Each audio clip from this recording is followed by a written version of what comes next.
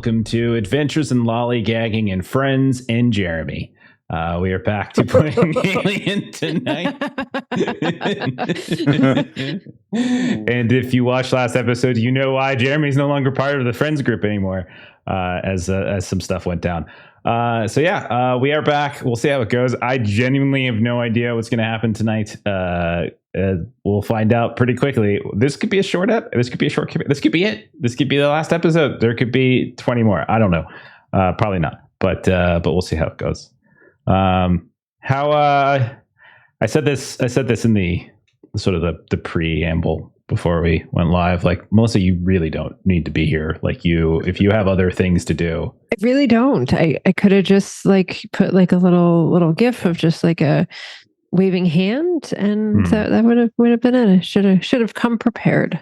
You should have. Yeah, put my feet up. I think it's fun that you're here so that Jeremy has to see your face the entire game. And, I am serving a purpose. I am serving a purpose for that. Yeah. Have we had PvP in Alien before like that? I can try to remember. Don't know. I don't think so. I think that's the first time. Yeah. Which is kind of weird for Alien. Yeah. Wait. A stress panic roll. Could be a stress panic. Claymore and Abbott. Yeah, there was a little bit of that. I don't think they ended up killing each other though. I think it was just it was a little bit. It was more of a it was a fight, but it wasn't like a restraining you when you were kind of going quirky. Yeah, that was that was the Marine chapter. Blowing things up that might have people inside. Nope. Yeah. Yeah, no, I think this is it. It's the first time we've had a player on player kill. So good job, Jeremy. Good job. All right, so we're ready to get started. Let's just dive in. I realize I didn't actually write up a recap today, so this is all going to be from memory. So you all are on the colony. So let's just do like a quick recap. Let's try. You're on the colony of New Moon. You're on the colony of New Joy, and you all work for Seegson. And you're part of like the colony itself has 3 different powers: Seegson, GES, and ICSC. And you're part of a Seegson contingent. You landed not quite 2 weeks ago, about 2 weeks ago, and very quickly were sent off on a survey mission headed west across this icy terrain. And you were supposed to, do your normal surveying and that kind of stuff. But Jack Geralt, our company agent and second in command of the Seegson contingent, was given a secondary task, which was to specifically explore a section of this ocean cliffside that had what appeared to be some kind of rudimentary face carved into the side of the cliff.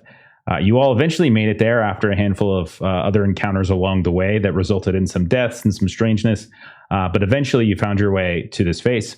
You went inside, you realized it was some sort of ancient alien compound that has long been abandoned and overrun. You found a dead body of what looked to be like some kind of humanoid. We all can put together as people that it's some kind of engineer, space jockey body, right? You explored it for a little bit, mainly to find a way out. Eventually you found a way out, and that's kind of where we picked up last session. You were coming up this big old lift, this elevator, and you kind of got crashed into this icy substructure before you made it back out into the surface. All the while, you've all been like seeing some weird things. Behavior of animals have been kind of aggressive at times. You've seen these these space wolves, we've been calling them. You've seen a giant frog toad-like creatures, giant jellyfish, all sorts of weird things. And at one point, Scooter even got attacked by ice, and then his neck kind of got poked with some ice here and there. So then you guys decided to drive back. And you're a couple days out, and you're trying to head back because you're trying to get back in time before nightfall. This is a planet where it's about 10 to 14 days between nightfall. So it's like you have 10 to 12 days of light, 10 to 12 days of darkness, and you're trying to get back before that time. Adam, you okay? Did I do something? I went to pull up my character sheet, and I'm so used to going to players and then, having one option, Mr. Girl, because I can't see the other character sheets. And so I open that up, and then all of a sudden it's like Mr. Girl and Adam backup character. Oh, yeah. I put backup sheets for everybody. I genuinely don't know what's going to happen at the start of the session. So I just want them there just in case. In case Jeremy decides to just burn it all to the ground. I want everyone to be prepared. Sorry, Adam. So you guys travel back. As you've been going back, you've noticed changes in the sky. I think you all are probably intelligent enough to realize night is coming. This is basically an elongated sunset. You've been seeing the light dim. You've been seeing these weird auroras kind of pop up. You know time is running out. You've seen a few odd things along the way. You felt some earthquakes. You saw like a tree get split open from below, things like that. And then finally, we also had some weird situation with Skeeter. We started acting very oddly. At first, you thought this weird like static sound that had been emerging from some of the working Joes and some of the radios was coming from your other working Joe. So you tossed that one out. You're like, let's just throw that one out. But then it kept happening. And I think it was as Michelle went to, and I think it was Michelle, I can't remember who, went and inspected. It turns out it's coming from Skeeter. And now, as people kind of started to panic, we weren't sure if Skeeter might be human, not human. And since Skeeter and Scooter are brothers, that's a real weird thing that happened. Skeeter kind of panicked and left the rover. And then as everybody else was talking and trying to figure out what the hell's happening, panic is ensuing. Door opens up, you guys step out and you're like looking around for Skeeter, and all of a sudden, boom, the entire undercarriage of your rover, right as the door was opened, explodes. Sadly, it kills Michelle with a piece of shrapnel through the heart, and then it kills our poor concussed Dr. Lena Morgan, who has seen some shit. She look at Skeeter, look at Jeremy, who took some shrapnel to the head. And that is exactly where we're at. So we're going to pick up right there. We see the wreckage of the rover, and it's effectively it's not like it's the type of thing that could probably be repaired if it was back in the garage. But you're like the entire tracks and the whole backside of things has been destroyed. You're not driving this back effectively right now. But we see Scooter, we see Geralt, we see Krish, we see them pull the bodies of Michelle and Dr. Morgan away just in time before some of the fuel cells ignited and these secondary explosions started happening. And now this thing is on fire. And I'm going to turn it over to you. What are the three of you doing in this moment? I'm probably holding my chest and trying not to move very much because I have broken ribs. That's true. Okay. Yeah. Okay. Things are bad. Yeah, we're in a conundrum, all right. And look over. Do I see Skeeter at all? Okay, let me touch base there. Jeremy, what did Skeeter do? You just heard the explosion, then you heard a series of secondary explosions go off. This is after you've left.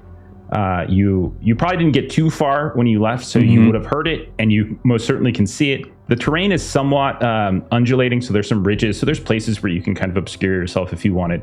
But having heard the explosion, what would Skeeter do? I think it would be like take a look at the landscape and look for a spot where you can break line of sight and kind of get away a bit. Okay. Go ahead and go ahead and give me a mobility roll to try to effectively stealth, and then we'll have Krish go ahead and roll an observation test. This will be contested to see if you catch Skeeter as he tries to sneak off into some of these icy ridges. All right. Let's see for a response. Okay. Being a little wonky on me.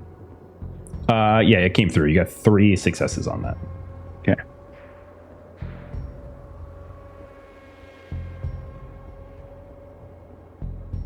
Are we all rolling observation or? Only if you want to.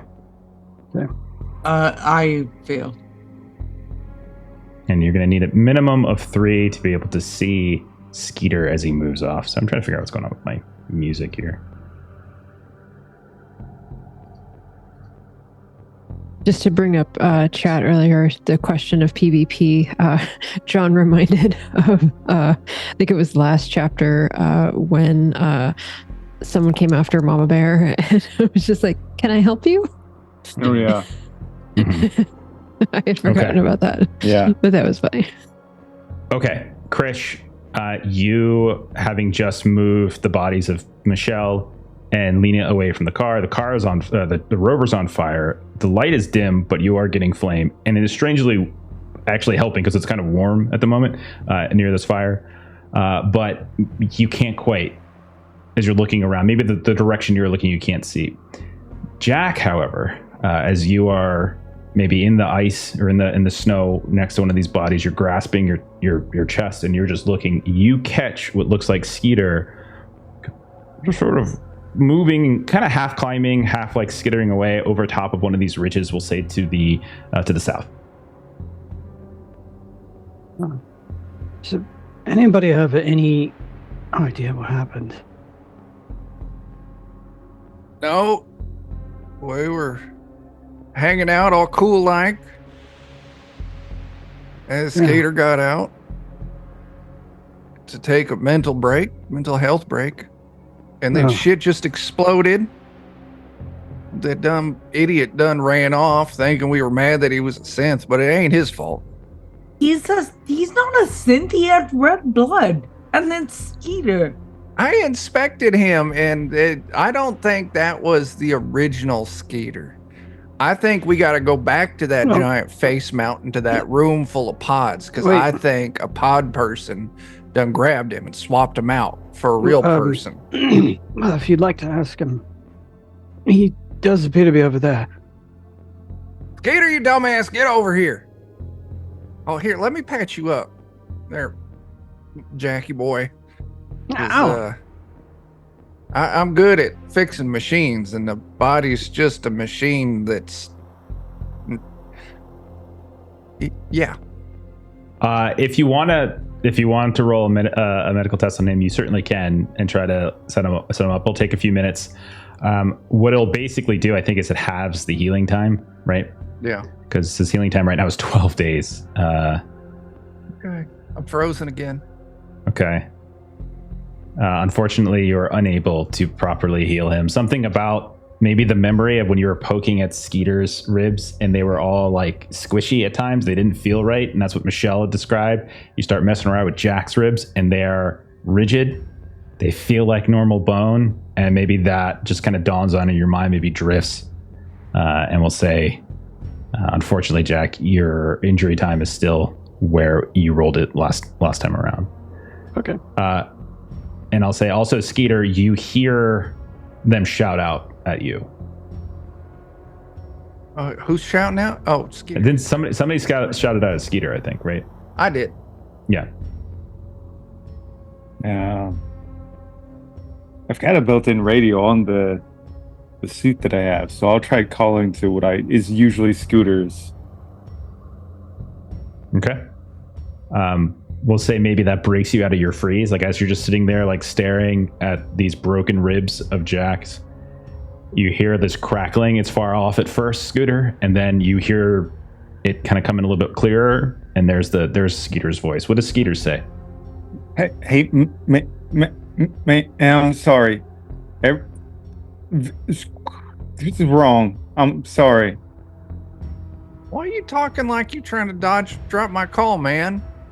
Like, what the hell are you doing over there? Shit blew up. We need your help. I can't. Danger. I can't. No. Love you. Sorry. Let me ask, would you give him an order there, Mr. Geralt? Hold it up to me. All right, I hold it up to him. Skeeter, it is your duty to come back. We really need your help. I don't know if that's a good idea, sir. Well, you gotta get back here, because one, we gotta figure out how we're getting back home, and two, we gotta figure out what the hell caused the car to blow up, and three, we gotta get a new car, and I don't know how to do that out here. I apologize, Skeeter, but that's not a request. Yeah. It's a reverse request. So I don't know if you can command somebody over a radio or not, but that's what he's trying to do. He's trying to actually be a leader for once. Yeah, honestly, I would say it's sort of it's fine. That's good because it's over. Like, I'm fine with this being role play. You don't need to do rolls unless there's clear animosity and like disagreement over what's going to happen. I'm just taking a look at to see if you have anything you could pull like from your talents. But Jeremy, how does Skeeter react to all this? Just a second. I'll make sure you're okay, Scooter. Then I should leave. Dumbass. Michelle, the Doc is dead. She done blew up. We can't split up now, you dummy. I'll patch you up.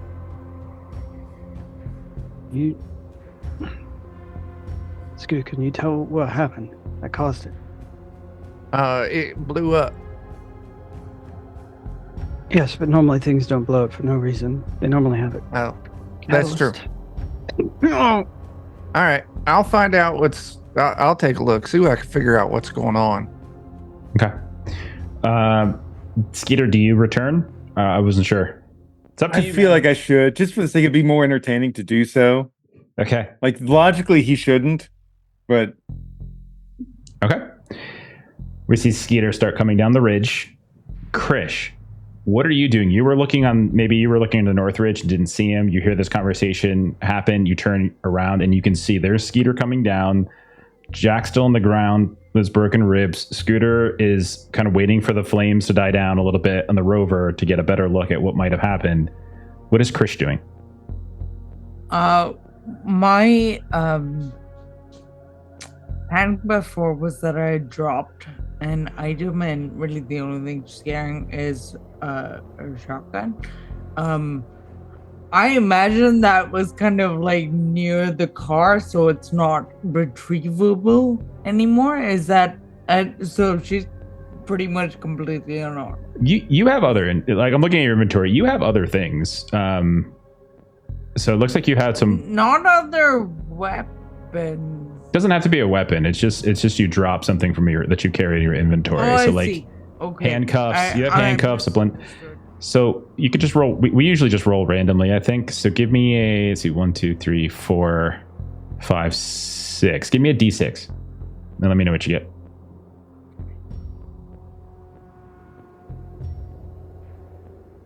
Five.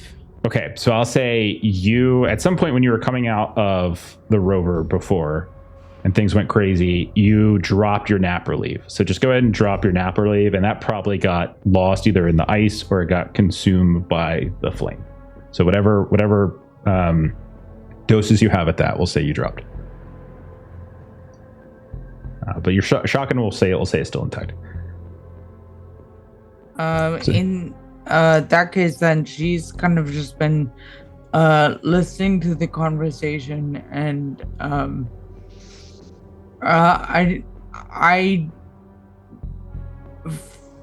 she's just trying to put things together. I think so. When Skeeter does come back, when he's in earshot,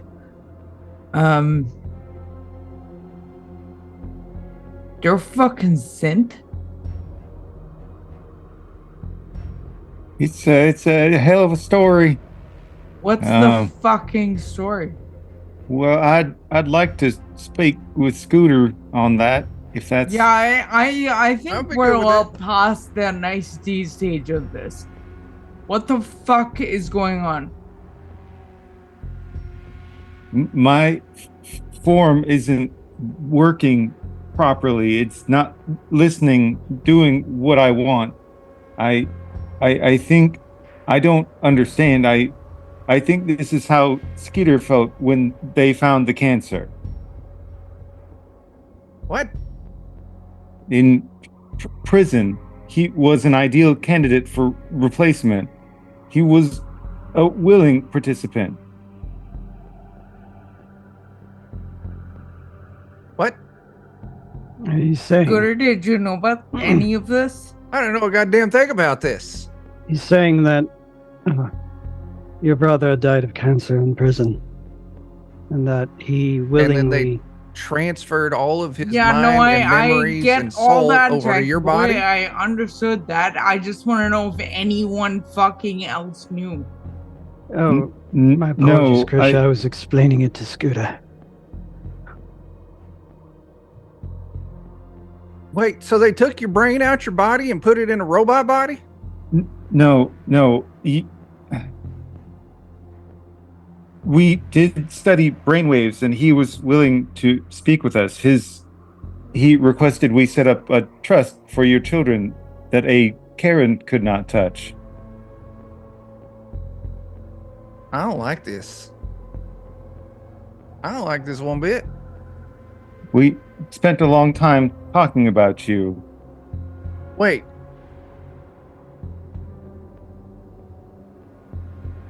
I don't want to make you uncomfortable. I was told to keep you safe.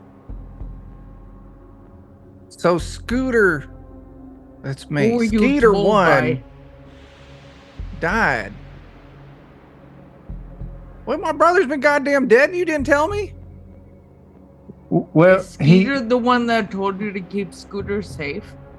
he Who told me. He told me to take care of you. How He much? said he didn't care if I. He said it was shady as shit to replace somebody, but he liked shady shit. He did like shady shit. So, how long have you been Skeeter? Since before I get transported here, they had to fudge my bill of health. I saw you taking drugs the other day. What the hell? I had to not let people know. People would believe I would take drugs. What's your model?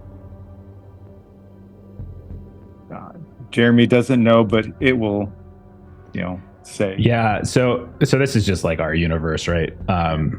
So you would know. I would say anybody who knows anything about synths. So Jack, I think you probably would know a little bit because of your position. Seegson is very familiar with obviously working Joe models, and then there's more advanced models that like Wayland Yutani and stuff have done. Like most of them, though, the more advanced humanoid models, like the Davids and whatnot, but his is very much more advanced than something you've seen before, in the sense that like in our universe, like we have these like replacement synths that we have, and like they're made to mimic an existing person, and there's usually just like one of them. Whereas like with the David models or like the Ash models and stuff like that, like there's like multiple versions of them. So this seems to be more specifically geared towards replacing Skeeter. So this is probably a model you wouldn't be familiar with effectively. So you're saying, Skeeter, you're saying you're worried that something is getting to your subroutines. I thought it wouldn't happen to me. I ain't no fucking Joe. Well, if you don't mind, if we get to a better place, I could look at you, see. But we have other things to worry about. I don't know that's a good idea. I am conflicted. It's starting to get cold, and we need to figure out why this thing blew up in the first place. I've got a directive to take care of Scooter, but I've also got a directive to stay unknown. Well, you failed that directive. Let's see if you can complete the first directive. I should probably go away now if you're all okay. Wait, so if you gotta stay unknown and we already know, does that mean we're now grandfathered in for many more shenanigans? That's stupid. You're But I stupid, love it. you son of a bitch. I am. I'm a failure as a synthetic human and as a brother. I'm sorry. I would only say one of them. I mean, you've been my brother for how many years now? Good while now. You are my Listen. favorite person. I gotta sort this shit out in my head, but Gonna help us get back to the colony then.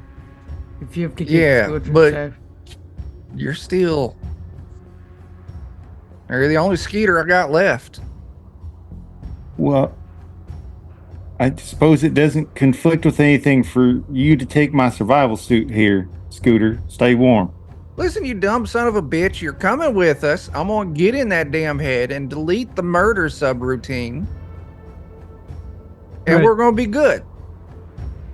So you did figure out what caused the explosion, Scooter? No, he just said he can't be detected. And so, like, if he says, I got my subroutine to not be detected, you all seen the movies like Terminator? Terminator, he all came on there and say, you know, I'm a robot, and he start killing people. It's a classic from 200 years ago. I'm pretty 27. sure how that happens. It's exact. That's totally how it happened. Is that what happened? It might be. Everything's wrong. Everything's really wrong, and I should go because I need to make sure I don't hurt Scooter. If that's what happened, you need to get us back to the fucking colony. Yeah. If I stay with you, I might hurt you. If you leave, we will definitely die. If you are That's a true. synthetic, then you are stronger than all of us. We're balancing a maybe with a will, and I'd rather take the maybe than a will. Is there anything salvageable here? Fire? Yeah, I mean everything's on fire because of the secondary fuel cell eruptions. So you would either need to wait for it to just die out, which could be a while, or you would need to put it out yourselves, and then you could see if you can salvage anything, and then you can see if you wanted to do any sort of forensics, you could potentially try. Okay. Right now, I'm more worried about survival than anything else. Wait, what company made you? It ain't a company. There's a new batch. Oh, From what little I know, they are made to order, as you could say. well, Only one. Does that mean you're bespoke? Kinda. Some of us, we are not organic like you, but we experience things in a spectrum that aren't dissimilar to what you might think are emotions.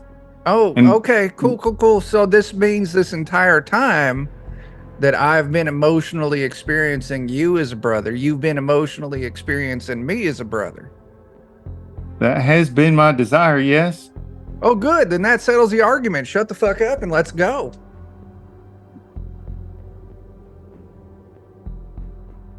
Okay. Is there anything that can be taken from this as a source of potential warmth? Fire. Yes, there is fire. Is there anything that we can contain this fire with and continue to feed it with some sort of fuel? Well, if these fuel cells are burning pretty good, and if they're like the old school lithium fuel cells, they're just going to keep on burning. We could get a couple hunks of steel, some electrical cable, tie that shit up like a sled, and have us a fire sled. And then we have to have a Michelle sled. I don't like this thought. Well, if we can take coordinates, we can come back. So I that don't we want to can- leave her out here. There's them Better. wolves out there. She deserves better than that. On that thought, yes, we should bring her. All right. Al- Take her. We cannot take her. We cannot take Morgan. Wait, We what? have to leave them here. Oh, yes, No. Morgan, of course. Oh yeah, she was. I don't think we can carry both. She wasn't No, part we of the can't actual carry group, either. We need so to it's leave. fine. She could stay there. They can both stay there. Oh, that's where you're wrong. We made sure not to bring back the other doctor before we had any of this shit happen. That's true. I was taking a nap when that happened, so I don't Okay, got any well, say there. It happened. Whether or But- not you were asleep, it happened. and it's going to happen again. I'm Listen, not asking. I don't care that you're not asking. Okay, My then you brother you died. Carry her. I You get carry her, then. special I'm not going privileges.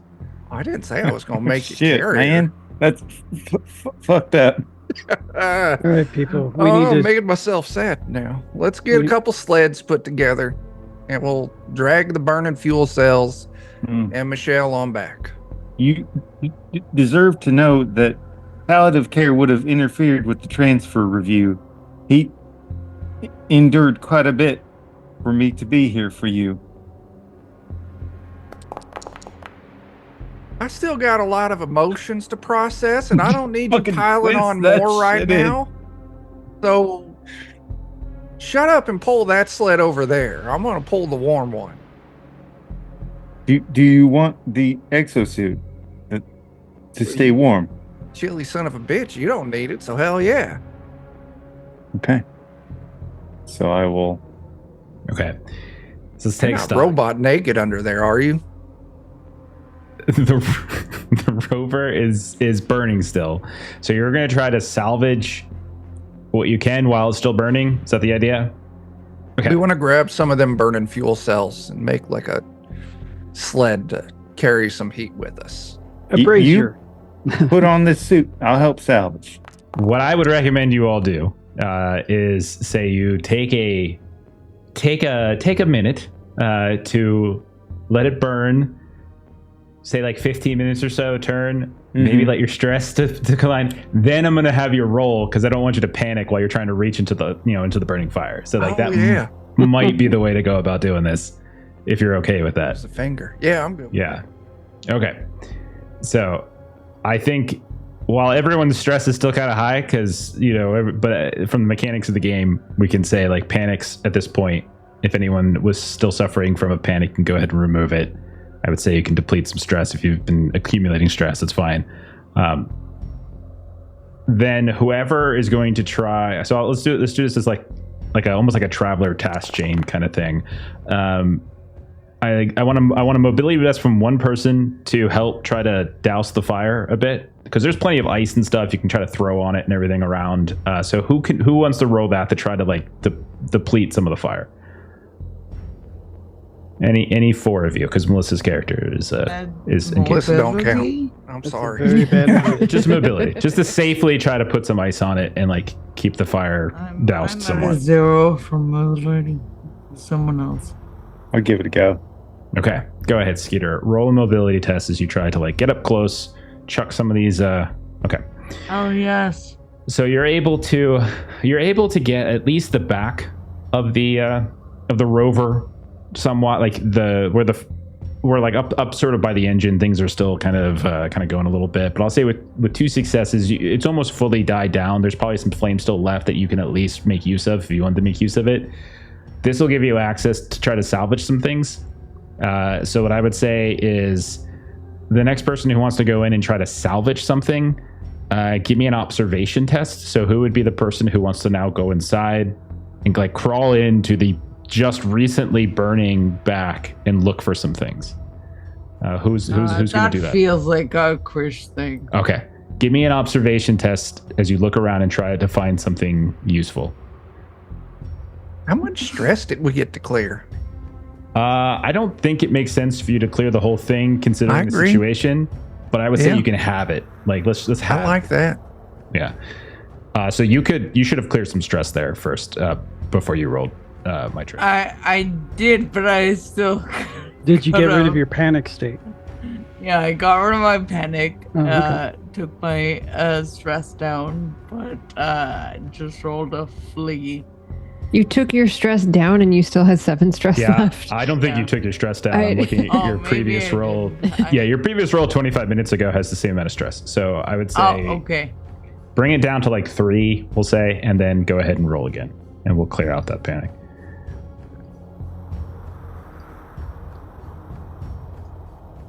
Okay, we need to clear the panic. Just gotta clear the panic. Well, you gotta you're not berserking. You have to clear the panic before you roll. That's what I thought I did the first time. I'm so sorry. I'm so sorry. So I think it's Let me see if I can. I'm gonna have to look these up like manually. So this would have been a 7, I think. Nervous twitch. So you would have a nervous twitch. So your stress level. Okay.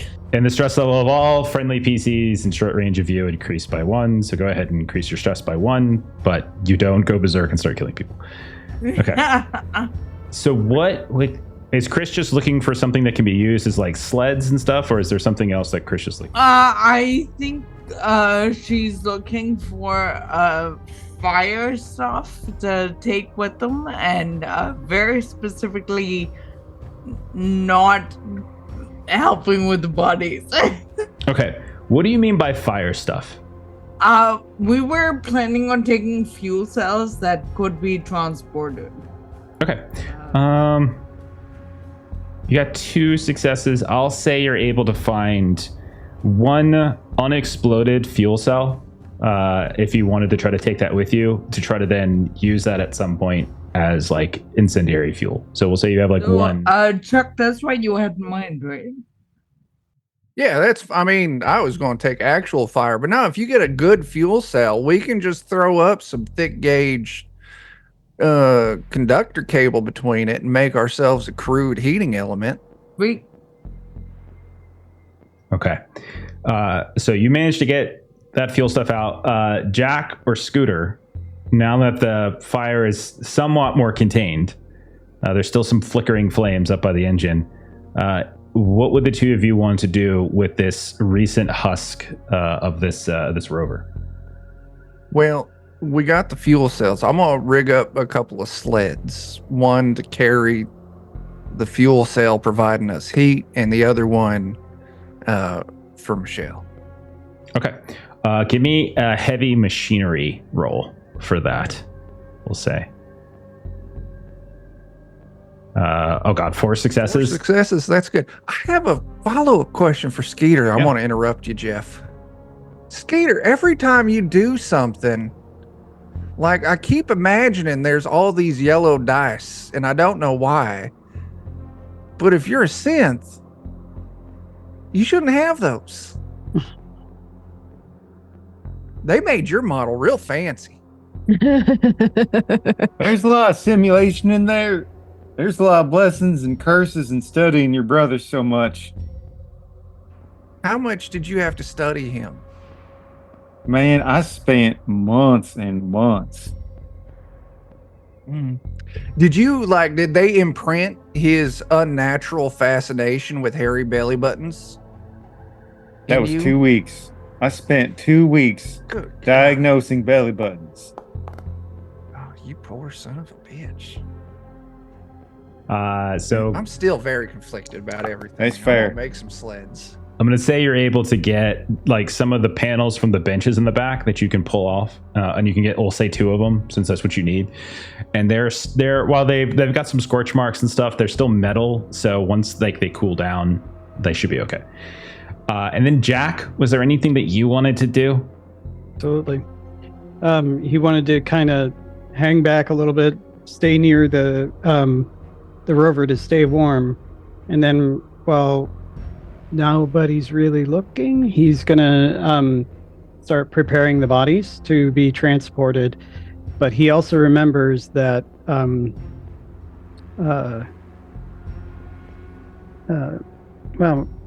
having a brain fart. Adam's been dead having for a brain 5 fart. seconds, and you've Been already dead for forgotten 5 her seconds. name. Wow. Yeah. You're talking about Dr. Franklin. Michelle. Dr. Michelle, Morgan. thank you. Oh my Oh my goodness. gosh, I was giving you the benefit of the doubt, presuming it was the NPC you forgot. No, I'm Good sorry. God, man. No. Adam's having a Wow. moment.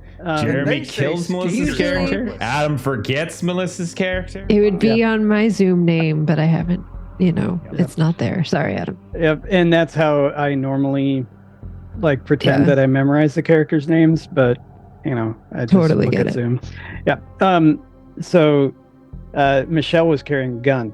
I remember that. Yes, she was. Yeah. And so he's going to try and take that without people noticing. Okay. More Everyone's specifically without Skeeter noticing. Everyone's busy doing something. Skeeter was sort of throwing the ice on the thing, and then both Scooter and Chris. So I'm going to say roll like a mobility test and take like a +2 to do this quickly and quietly without any of them seeing it. And as long as you get 1 success, we'll say that happens.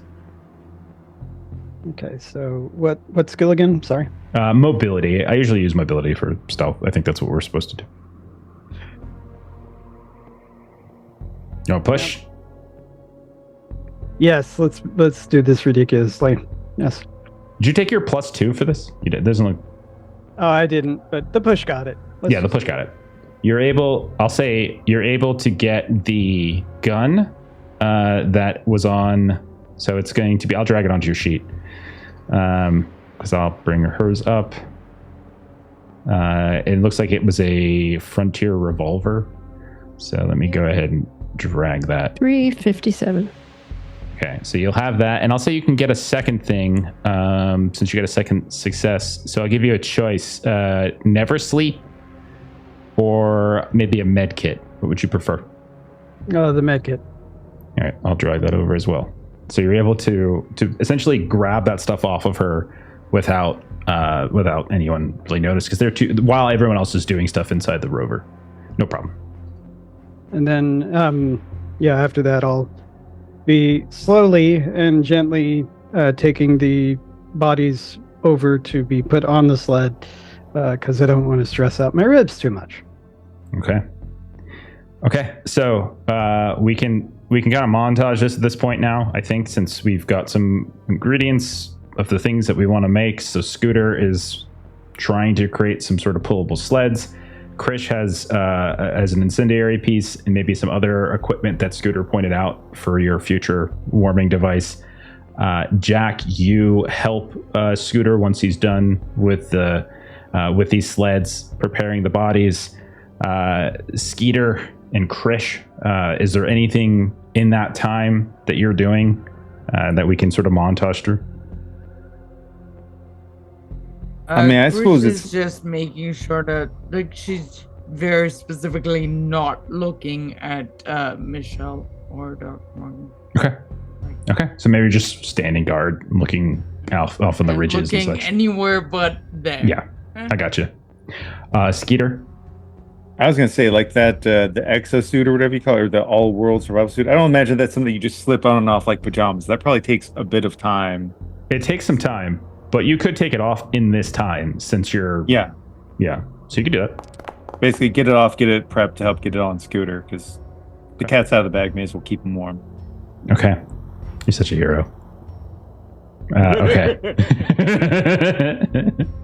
All right. So we'll say a little bit of time passes, not a full shift, more than a turn, less than a shift. So maybe like an hour or hour and a half, something like that, in terms of getting all this together.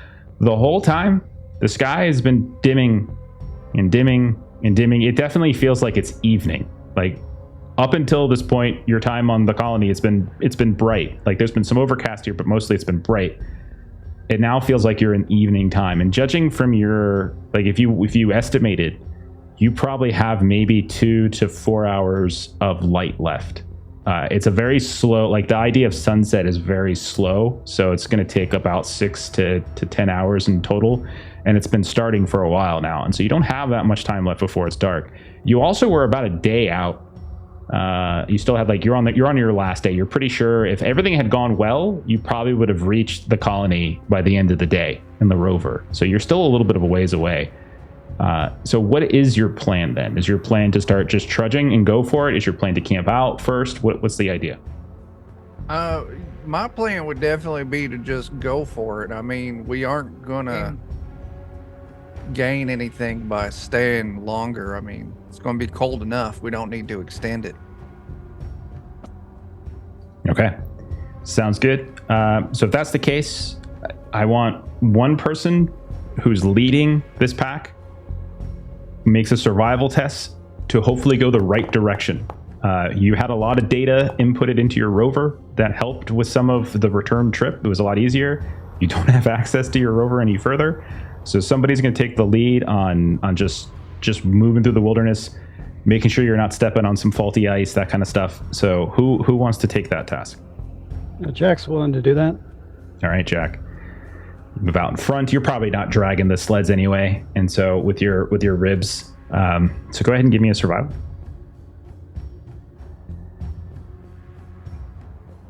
Okay, 1 success is all you needed, and you're keeping it together.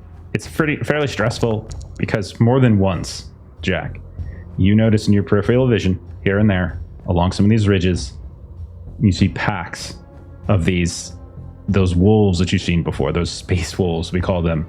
You see a lot of them have changed.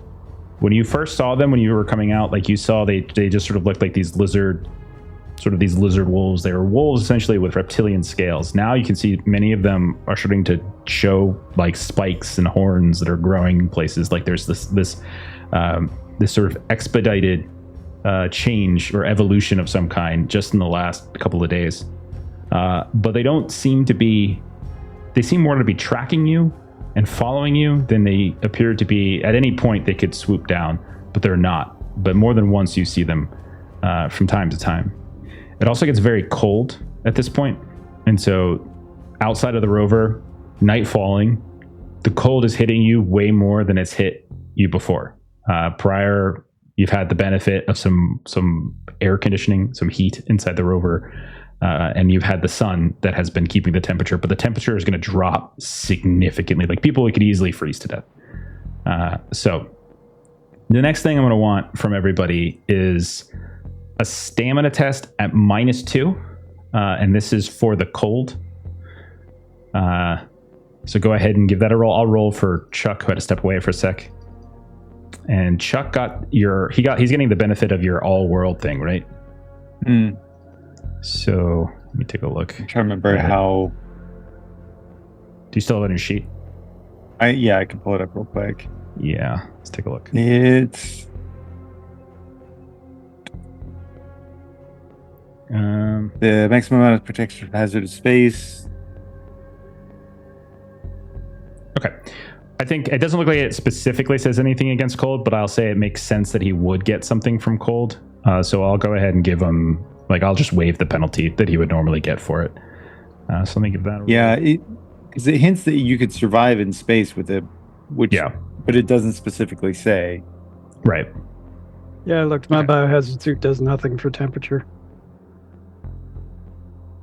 Okay. So. Okay. So effectively, at a certain point, we'll say you've been traveling for maybe 3 hours or so since the incident of the rover. Skeeter, are you doing the sleds, or are you doing one in Scooter? I would assume so, unless somebody else wants to handle sled. Like Scooter and Skeeter are probably the best choices. Yeah, I mean, Jack's got broken ribs and Krish doesn't want to do it, so it's probably between the brothers. Okay. At a certain point, after about 3 hours, you can see that for the first time, you no longer see like the binary stars of this system as everything goes dark. And not only that, but it's just like this indigo streaks in the sky, and everything becomes much, much darker and much, much colder. You can see light. You can see stars and various celestial bodies and stuff are starting to appear in the sky for the first time, really, that you've ever seen, because this is your first nighttime vision here. And it's at that point you see Scooter kind of double over, as unfortunately, like his stress has accrued, has gotten a little too much, and so you just see him sort of double over from the cold a bit. How did everybody else do with their stamina? One success. Okay, 1 success. How did Krish do? She got 1 as well. 1 as well. Okay, so okay. No, it looks like Krish failed actually. Oh. Yeah, I got a fail. I got a success from Geralt. Looks like a fail from Krish and a fail I see the same from Scooter. Okay, so the two of you who failed. I must be looking at the wrong thing. I'm sorry. No, it's all good. All right, so both of you take a point of damage from cold. Your stress level increases by 1. If this damage would break you, which I don't think it will, other bad things could happen. So essentially... Yeah, I was sitting at 0. No, you're not. You passed. You passed your stamina. You got the success. Oh, okay. I got you. Yeah. I got you. It was only for the people who failed. So. Yeah, and if I understand right, like I don't recover health at all until my injury's treated, right? Yeah, you're in a bad way until that time comes. Yeah. So, because while you're broken, because you're still technically broken, I think. I don't think there was ever a successful medical treatment roll on you. No. Yeah, because Chuck tried and he failed. All right, so the situation is basically this: you're still a few hours out from the colony. Chris and Scooter are both kind of racked with like cold and pain, but they're still up. Neither of them are broken. Jack's got broken ribs, and the night has come. You hear the sounds of like animals howling. You hear all sorts of these different sounds that you haven't heard before in the daytime. You can see that the kind of greenish, pinkish sort of aurora that was flickering starts to fade. And the lights of some of the stars of the system actually start to show. The cold significantly depletes. You know that you have a choice at this point. Do you push forward even further? Because it's going to require essentially more stamina tests, or do you like try to camp and set up some heat to help the people who are essentially taking damage from cold right now? Sort of kind of your two options. I don't think I can go much further, honestly. If we could find some sort of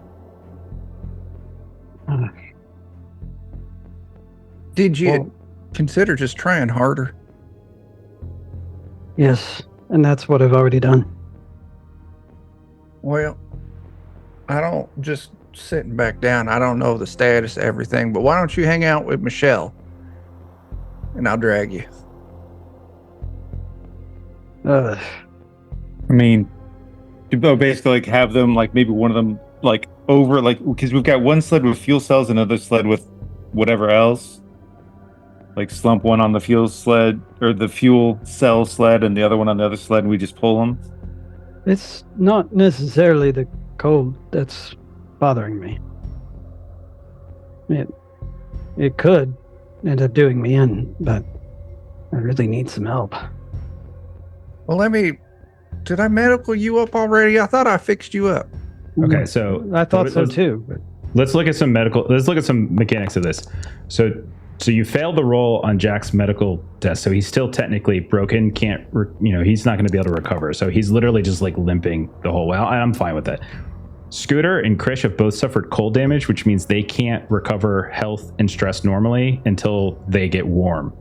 And Jack has got an injury and we're still waiting for like a good medical kit. His injury is not going to kill him, but it's just, it's limiting his mobility. He's moving really slow. So you're at a point where two people now are suffering from the effects of cold. If you go, and you're going to have to continue to make these cold checks until you get back or until you get out of the cold. And if you go to zero health, if you're broken effectively while you are from cold, then there's a bunch of death rolls you have to start making. All right. So that's why I'm throwing that out there. Okay. Just to say, Michelle does have a parka, which is a +2 to cold to stamina checks on cold. How well did we loot the body? Just to make sure that people know, like, my body's there. So, like, just so people know, since you're not all looking at my character sheet. Yeah, but that parka's got a big old hole in it now. In the chest, right where the heart is. Yes, that's how a pierced heart happens. Here's what we do. Skeeter, you go out and you scout us someplace around the area that's going to get us a little bit of shelter. The rest of us are going to huddle around this fuel cell, and I'm going to go ahead and short out the terminals and get that thing putting off a lot of heat. We'll warm up, and then once Skeeter finds us a place to recuperate for a little bit, then we'll continue our journey.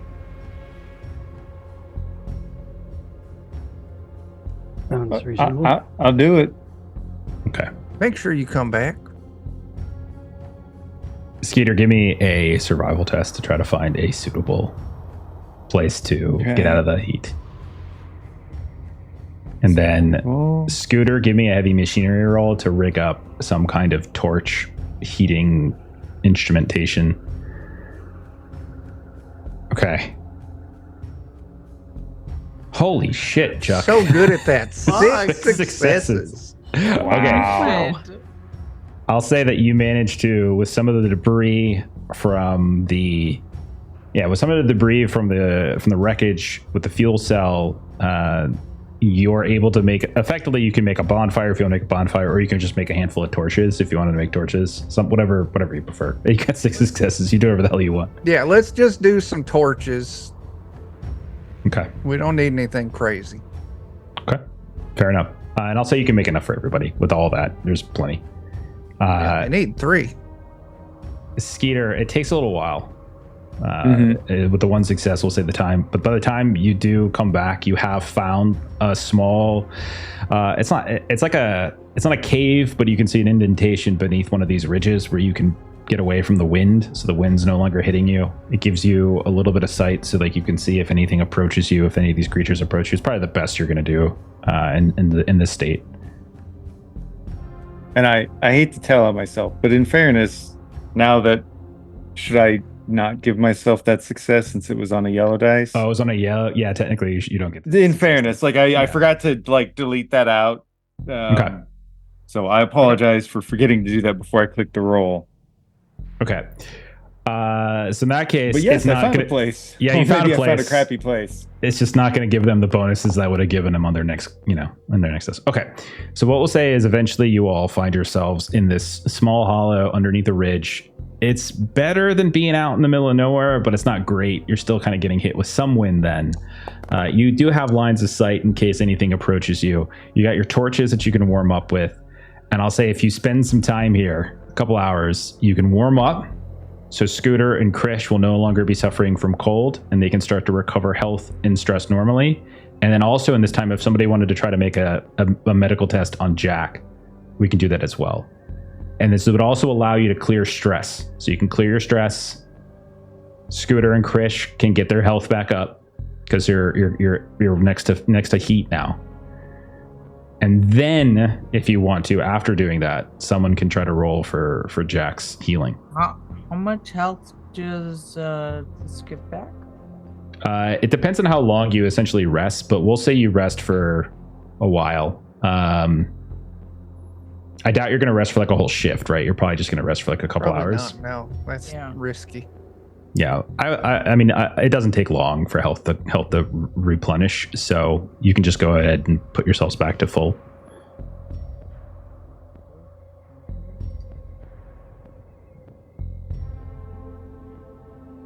All right. Okay, and then who is going to try to help Jack with a medical test? Listen. I have a 0 medical aid, dude. You should definitely do it again. Oh, I've got a 0 as well, but you don't let your dreams be dreams.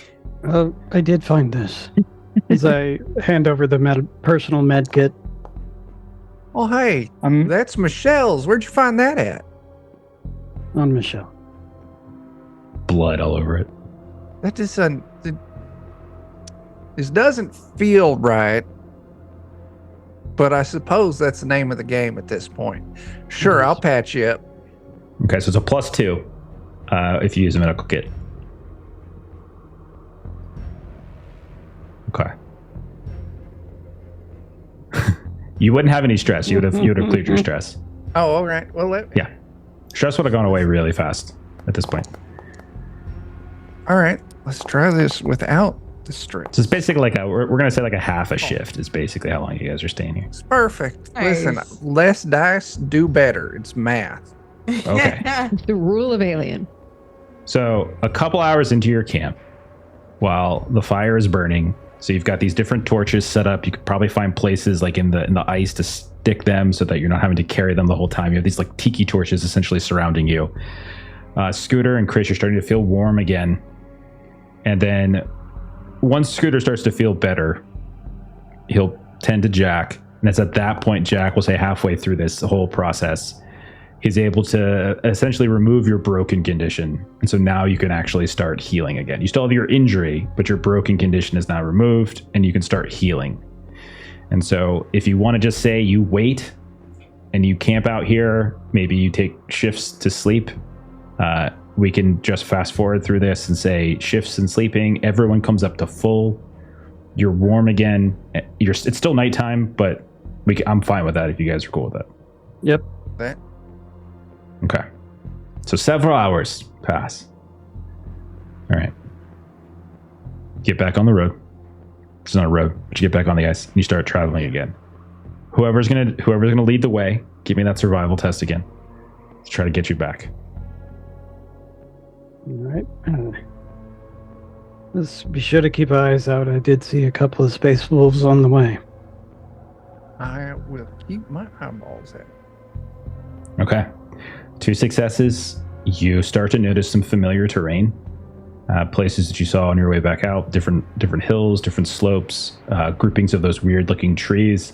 So you're starting to see a handful of landmarks. You even see places that have been put up as way markers intentionally for survey teams. You can see they're blinking as well. And so you're starting to see this stuff show up and it becomes a little bit easier for you to move. I am going to need one last stamina test from everybody for this last trek to get back, just to make sure nothing goes crazy. So just give me a stamina test. There it is.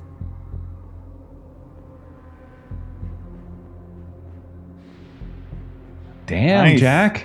Jackie boy, 3 for 3. Okay. That's at that. impressive. I got stamina from everybody. I need to roll something though. 1 sec. What am I doing?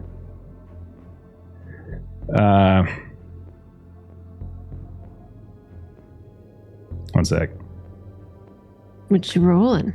None of your business. You're dead. Oh, I'm making Fight Club jokes in chat, so I'm just chilling. Okay. All right. After, we're gonna say this is almost this is maybe 2/3 of a day. Oh, actually a full day probably since you camped. A full day after your rover explosion that you've been trekking and camping. You make it eventually to the site of your colony. And Jack, you've been out in front, limping, leading the way. Skeeter has been dragging the sleds. Krish, Scooter, you're probably looking out for danger along the way. You haven't been attacked because you're lucky. But you do notice as you come finally within sight of the colony that the colony looks noticeably different than when you had left. You can tell that the lighting doesn't seem to be functioning as well as it should. You can still see that central tower, the command tower that kind of stands high, like sentinel in the middle. That seems to be functioning. But you notice that a huge swath of the western wall, that protective security wall, has been ripped down and is in fact wreckage and rubble on the ground. There are what looks to be, Krish, you would notice these little security watch posts on either side of that wreckage. And you can see that there's lights up there that's kind of flooding down into this empty swath of land beyond it, but it definitely looks like a huge chunk of the wall has been taken down. You notice in maybe the last mile, there is what appears to be a broken down rover that has... It seems to have suffered a similar fate to your own, and that it's kind of suffered some kind of explosion. It seems to be turned over on its side, and it's all black from like regular burn. It definitely looks like some stuff has happened. But you do see, Krish, in those security lookout posts. Basically, there's people continuing to move. So that's what you see from a distance as you start to approach. Normally you would go through the north gate, but there is this giant hole in the wall now. What would you like to do? Stop everybody. What the hell is that? Oh no. Fucked place. Wait, say that again, just with more syllables this time. You. All right. Got a Let's just bad go feeling about through this. the new and improved larger north gate. It's a feature. That's right. You got to look on the bright side. So I'll take this over that. The ice and stuff. Okay. As you approach and you get within that well-lit area, Chris, you hear a familiar voice call out from one of those towers. It's Unikamura, and she's like, "Hold, identify yourselves." And you hear the sounds of like weapons suddenly being trained. There's not that many, there's not that many people up here, but you can hear a handful of weapons being trained. Seeing up, like looking up to see how many people are up there, it's kind of hard from this angle because the light's just shining right into your face. But you definitely hear the sounds of her voice, Chris. You recognize that voice as your superior. She's like the head of the colonial marshals. Krishna Khan, Glowing Marshal, returning from sanctioned expedition of planet. She calls out, "Where is your rover?" Destroyed en route. You hear like people saying something to each other. Like you hear like whispers and stuff. Again, another one. Well, at least they came back this time. Like, who's that with you? And they're like kind of counting. Call out names, identities, organization. Jack Geralt. Skeeter and Scooter. Okay. Come on in. Is that injured with you? No. Dead. Well, very. Depends on which half of the glass you're looking at. No, not injured, dead. Were they sick? No. No. They died when sure? our rover exploded. Yes, we are sure. Okay. Bring them in. Bring the bodies. Bring the bodies to the medical bay for examination. Mr. Geralt, you're going to want to go speak with Mr. York as soon as possible. Things have changed since you've been gone. Thank you for informing me. I appreciate it. He is in his private quarters. Hub C. Is there something I should know before I go see him? Something I should be wary of. You asked if people were sick. It's better if you speak with him. Very well. Thank you. So you start trudging in. And then you also hear Krish to the colonial offices. I want to debrief immediately. And then like she goes off to to Scooter and Skeeter. Like she doesn't know you people that well. She knows the other two, at least Jack by name and like Krish by her position. She's just go wherever it is you can be useful. Okay. So as you guys start to move through the colony, you can tell that the colony has there's noticeable damage all over. You can see some of the buildings clearly have some damage done to them.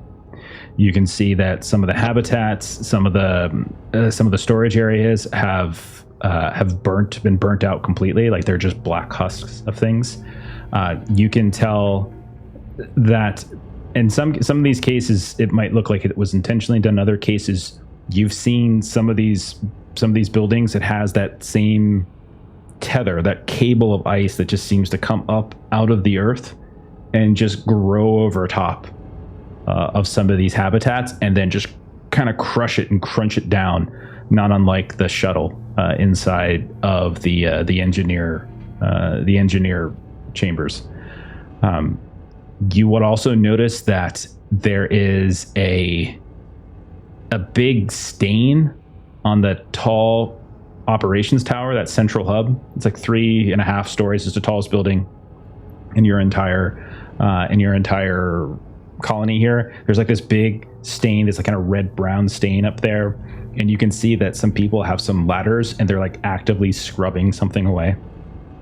And you can tell that there's other damage as you start moving through the colony as well. You can see some of the other walls, the security walls on like the south side and stuff have also been damaged as well. There are sections here that have just huge chunks of carcasses, of just animal carcasses, And you would recognize, you'd be very familiar with some of these carcasses. You certainly see some of the space wolves. You can see a couple of those space turtles. I hate the fact that I'm fucking using those terms, but that is how you would recognize them. But nonetheless, that's what they are. And that is kind of what you see as you start moving through. So the four of you, where would you look to go? Jack, obviously you've been given a task, same with you, Krish, but you don't have to follow those orders. And then Scooter and Skeeter, what would the four of you do? Oh, the four of us? I'm sorry, the two of you. I was really worried, like, how many Skeeters are there? No. For me to know. Just like do some ninjutsu, turn into triple Skeeter. Oh, wow. Oh, thank you to... Skate. We got back-to-back rates. Thank you to Table of Horrors, and thank you to Laugh Love Lindy for the rates. Thank you so much. Okay. Skeeter, I know it's a lot, but if you could help me get to a place where I could run some diagnostics. Hell yeah. And then you know what I'm thinking we do after them diagnostics? I'm thinking we grab Mr. Geralt, and we grab Krish, and we go find us a shuttle, and we drive it like we stole it, because we done stole it, and get the hell off this ice planet that's got strange tentacles and space wolves and space turtles and weird alien faces. Well, I once heard a wise man say that sounds shady, but I love shady shit. God damn it, you are not allowed to quote my dead brother at me while wearing my dead brother's face. I'm terribly sorry, Scooter. Oh, shut up. I was playing around. Don't be a dick. All right, I like this better. Good. Let's go get you diagnosticated. Okay. So there's a couple places you could take him.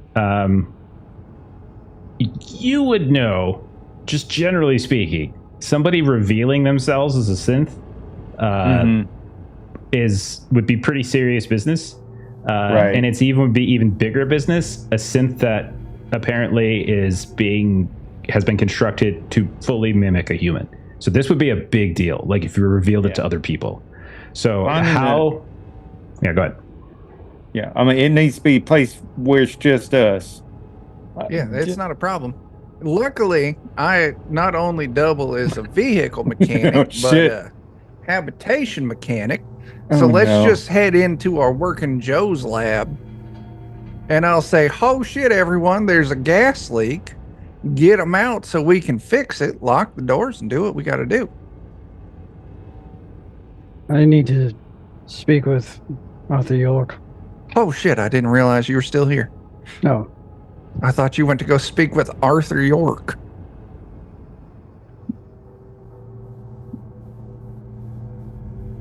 Jeff, stop reading stuff. We're playing a game here. I got a lot of things. There's a lot going on. There's a lot going on that I'm trying to spit. Go ahead, check your stuff, Jeremy. I will. Just you have to scroll down. It's not showing properly. Shit, Chuck, and I'm like, am I a synth? Am I a synth? I do actually need you to roll a stamina test, though. We're in a warm place. This has got nothing to do with that, though. This is for the other thing. Oh, you're not. Oh, good gracious. Oh, no. Listen, I got a success. Everything's great. It's right, contested, so I got to roll too. So hang on, let me see if I beat your roll. Pokey in the necky thing. No. I forgot about that. Maybe it's over on the other sheet. You're feeling okay. Everything's great. Everything's great. No change. No change in condition, Chuck. Okay, oh, shit. They asked if people were sick, and I'm sick. So Scooter, you don't genuinely come across as sick. You don't look sick. Okay, so the two of you go off to try to find a secret little workshop area. Yeah. Okay. All right. I'll say you know your way around. The colony is different though. Lots of damage. Lots of stuff has been moved. You can tell that there are a lot of lost habitations. You would guess that probably a third of the colony seems to have suffered damage, like physical damage, or don't seem to be working effectively anymore. But you can probably head. The best place for you to go would be sort of working Joe storage. That's what I'm thinking. Okay. All right. So the two of you head Okay. I'll just sucker punch someone in the gut if they're in there and make them get out. Okay. 2 of you head over towards Working Joe storage. Krish, where are you headed? Are you going to do it uniset or are you going to do something else? Camera. Okay. So you say you'll head over to like the marshal's offices, and then Jack, are you going to go to Arthur York's? Yes, Okay. sir. So every time you've met with him before, it's been in his private offices, which is essentially in that command hub, and then annexed off of the central area, he's got his own special offices. You're actually going to his private quarters. Like, this is where he sleeps and where he's staying. When you get to the door, you knock. We'll say you knock. The door opens, and Melissa, who is there answering that door? So, answering the door, you see a androgynous looking, kind of no particular presentation one way or the other, male or female, Synth answer the door. You would probably know each other, as this is. So, Jack, you would know this is York's personal synth. Like, this is his assistant. This is his bodyguard. This is basically all purpose, right? He's of that kind of wealth and that kind of power. This is Arjun, and Arjun, you would know Mr. Garrel, because Mr. Garrel is effectively like the second in command, or like the second in terms of hierarchy for the Seekson contingent. So you would kind of know. You would know each other to some degree. And Arjun, you would have standing orders to bring, if Mr. Garrel or another NPC who hasn't returned, if either one of them returns, to bring them directly to Arthur York as soon as possible. But Garrett made it back first. So I'll turn it over to you. Do you say anything to each other? How does this little interplay work? Hello, Arjun. I'm here to report into Arthur York. Hello, Mr. Geralt. You are quite overdue. That is true. We came across some unfortunate circumstances. Those unfortunate circumstances have led to you looking quite unfortunate. Yes.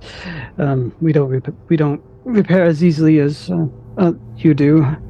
Unfortunately, it takes us time. But thank you for noticing. It's hard not to notice, but follow me. We have things to do. Thank you. I appreciate it. So Arjun will kind of turn around and escort Mr. Geralt through. So York has his own equivalent of like a living room, as he is upper echelon executive, but you lead him back to a bedroom. The bedroom itself is very dark. There is a small reading lamp next to the bed. He doesn't bunk with other people, and you can see he has a very spacious living quarters. You see when you walk in, Jack, and Arjun, you would already be obviously familiar with this, having been tending to him for a few days now. Jack, you see Arthur York. Arthur York, for those who don't remember, it's been a while. He is a middle-aged African-American man, bald head, and he's got like a cybernetic eye. Think like Avery Brooks from Deep Space Nine towards the latter years, but with like a cybernetic green eye. That's effectively what he looks like. And however, now he looks a lot different. His skin looks extraordinarily different. It's very, like, the color has left from it. It's like desaturated to a point where it doesn't even look brown anymore. It looks more, kind of has this bluish hue to it. And there's a paleness at parts here and there. And you also notice that there's like a noticeable veins. It's almost like a varicose vein situation going on down like his neck and a little bit at his temples. And he has several parkas, those cold weather parkas, over top of him. The room, Jack, is ridiculously warm, like ridiculously hot in here. And it's probably the warmest you've felt since the burning fire of the rover. But nonetheless, he seems to be shivering, and you can see he's covered with these parkas.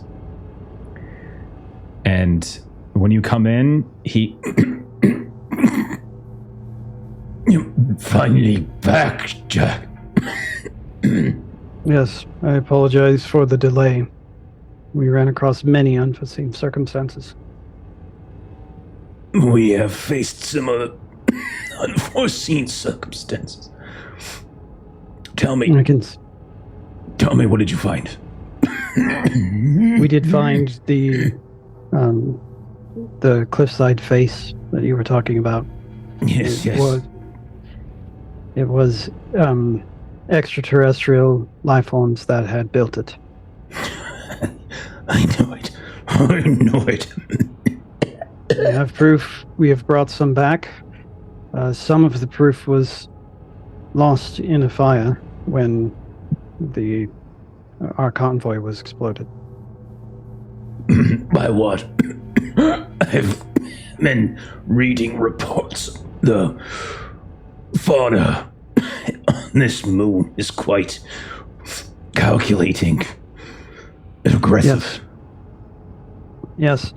Some of that ice that is covering the base was running all throughout this structure.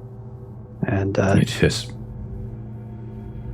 gotten into some of our systems and caused some chaos.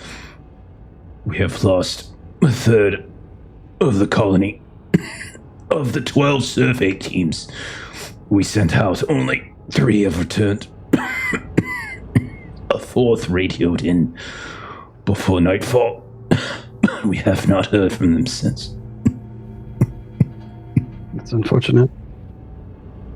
I am concerned about your condition, sir, but I trust that we have our best and brightest medical minds on it. And then he turns to Arjun. Arjun, turn the temperature up 5 more degrees, please. And it's got to be already 100 degrees in here. Yes, of course. And Arjun sort of shifts him a little bit to make him comfortable and moves as if he's going to, kind of change the thermostat and just sort of gives Jack a look, kind of conveying that he's going to pretend to turn it up and not because it's already quite warm. So we did find several things there. We found a cadaver of one of these extraterrestrial life forms that had built the place. Eyes go wide at that. He's listening. It was impossible for me, in my limited education, to understand how long that cadaver had expired, but our doctor did take several notes, and we do have some research that we can give to the rest of the team. I just would need to know who is best to give this to that you trust. Okay. So he says, speak with Dr. Kurishi. Kurishi? Yes. You can find her in the communications hub. We have been having issues with our systems. The orbital team, the GES orbital team has gone dark for 48 hours now. GES is very concerned. And every time he clears his throat, every now and then you see spittle comes out. But when it comes out, it's all this bluish pale white, and it kind of dribbles down his chin a little bit, and he wipes it away onto one of his parkas. And you can tell that he is significantly labored.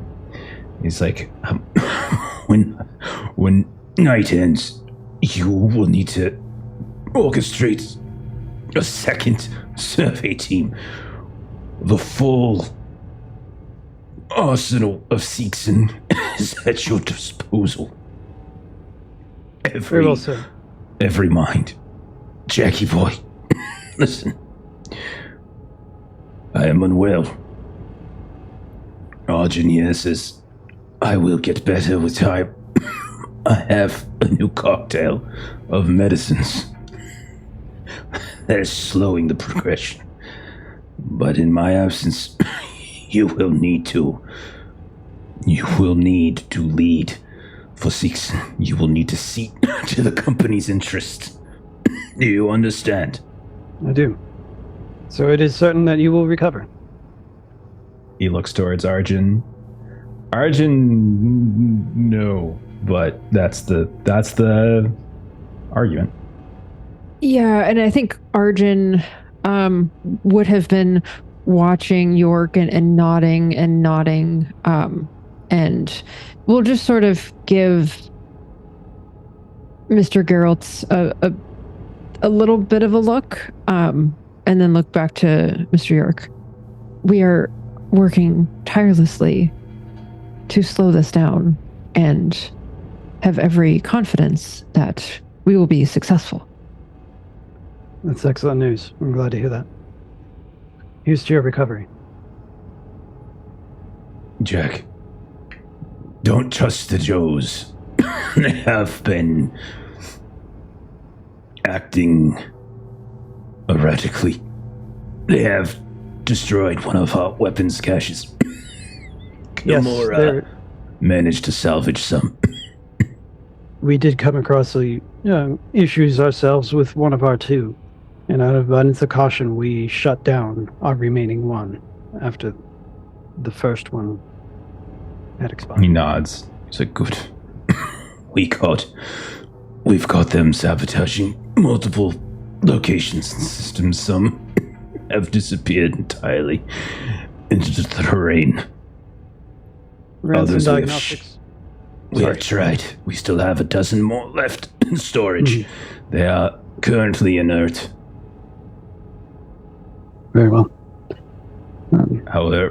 Our other synthetics, Arjun here, Riku, the entertainer, have not yet suffered the similar effects, but keep a close eye on them. Arjun, continue to run self-diagnostics every hour. Any anomalous readings, report them to Mr. Garrett. Yes. Did you say the entertainer? Yes. And not saying anything, didn't we find an entertainer in a tree? Yeah. So basically what he said is that the working Joes have been malfunctioning and doing, as you guys know, but he said that other known synths like Arjun and Riku, you have an android into the hello, my baby, hello, my son, that one. Yes. They haven't, as of yet, shown the same sort of malfunctioning as the working Josens. So when we found that one and they were doing that, they were functioning normally, because I thought that was kind of strange, but I may have taken that wrong. I'm trying to make sure they're I an understood. entertainer, so Okay. like they were Right. they were damaged too, if you recall. Like they were in the shuttle crash, so it was kind of just like stuck on a loop kind of a thing. Yeah. Yeah. Okay. All right. Okay. Very well, I'll take over. It's your success. And I'll start to walk out, because I'm assuming there's several rooms, and then I'm going to wait on Arjun to escort me.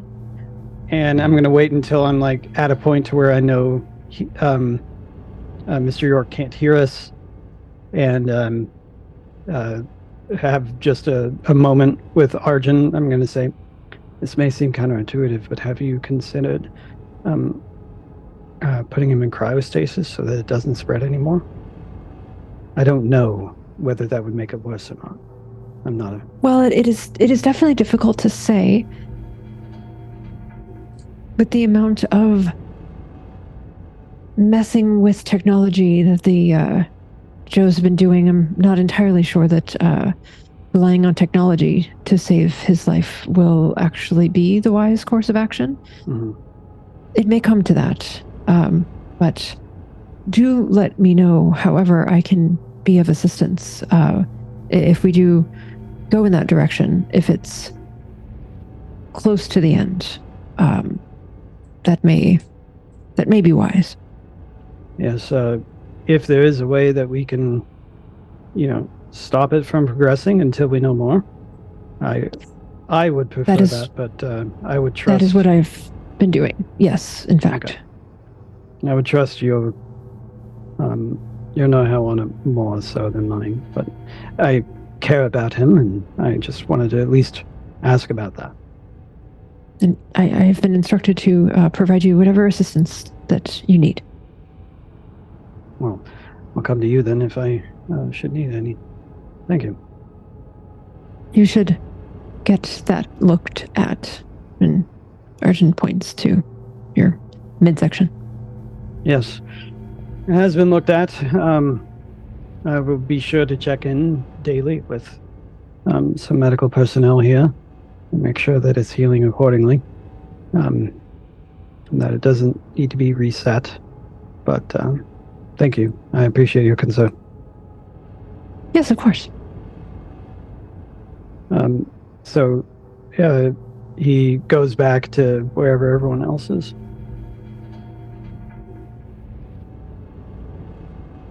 Sorry, We're hiding. I have like 100 messages I'm sending out to various people. There's nothing. Let's check in with Krish. So Krish will say you head to the Colonial Marshal's office. Okay, a couple things you notice as you go in. There's not as many people here as there were. You notice that there has apparently been like a section of the marshal's offices has been cordoned off where it looks like some kind of fire or explosion has happened, and you would know that's one of your weapons caches.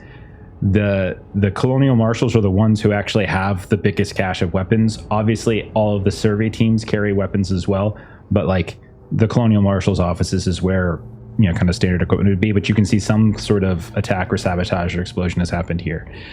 Secondly, you notice there's a handful of people who are in cells. You can see that there are a couple people who are in cells, and there's a handful of pieces of working Joes piled up in one of the corner, like ripped apart.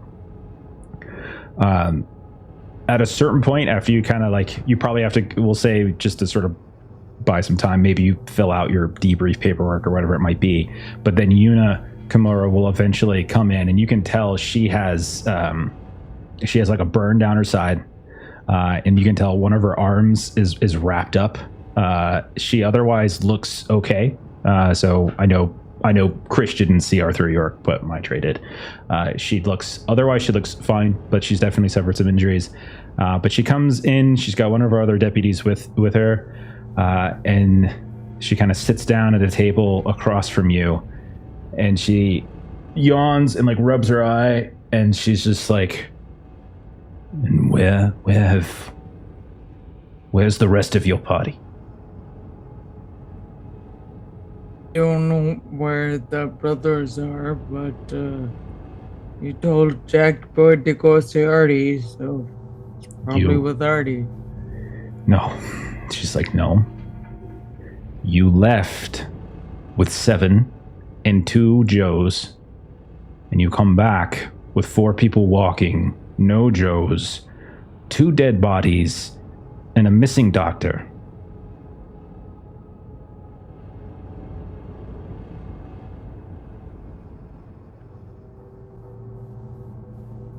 The one of the Joes malfunctioned and killed one of the doctors and got wrecked in the process. The other Joe we shut down and got rid of because of that. And a rover blew up on the way back, and that killed our doctor and the other doctor, the medic and our other doctor. And I don't know, I suppose you can just lump it all under hardship. The Joes, specifically. What happened? Be specific. We've had several reports here. We thought maybe it was a malfunctioning batch, but now we're having some that are out in the wild that are causing trouble. What happened? Well, I was fighting off some of the fauna, so I'm not entirely sure exactly what happened. But from what I saw, it launched itself at one of the doctors and dove off of a cliff with her. Her eyebrow like raises a bit, and she's like, "Henrik, the video feed." And so you see the deputy get up, kind of wheel over what looks like some kind of basic feed. It looks like a old high school kind of like the old TV monitor on it, and they start playing through and she starts showing you some of the security footage that they've had around here. And you can see there's some footage, and she repeats it. One night, it's like 3 Joes just right in the middle, or I would say one day, but it would be the nighttime of the day cycle. 3 Joes like just in the middle, right outside of the security, like this like little security hut of yours. There's like 3 that are just kind of standing there. You can see they're all staring up. You can hear some kind of emission coming out of their mouth, some sort of static emission. Shows you another one. The next night there's 5, then there's 6, then there's 7, and it just seems to escalate. She shows you some video of a group of working Joes just pushing into your offices right now and just laying siege to one of these caches. And then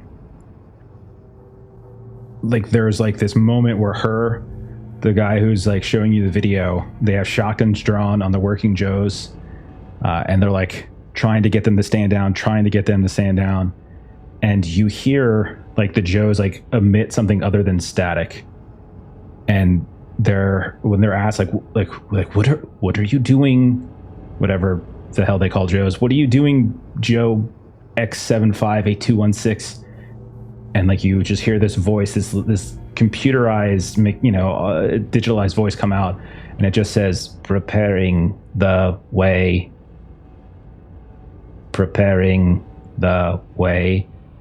And at that point, like there's like a little bit of static on the feed, and she'll just kind of call out, and all of a sudden you just hear constant gunfire as they just start shooting down. Did your Joes communicate anything? Did they say anything?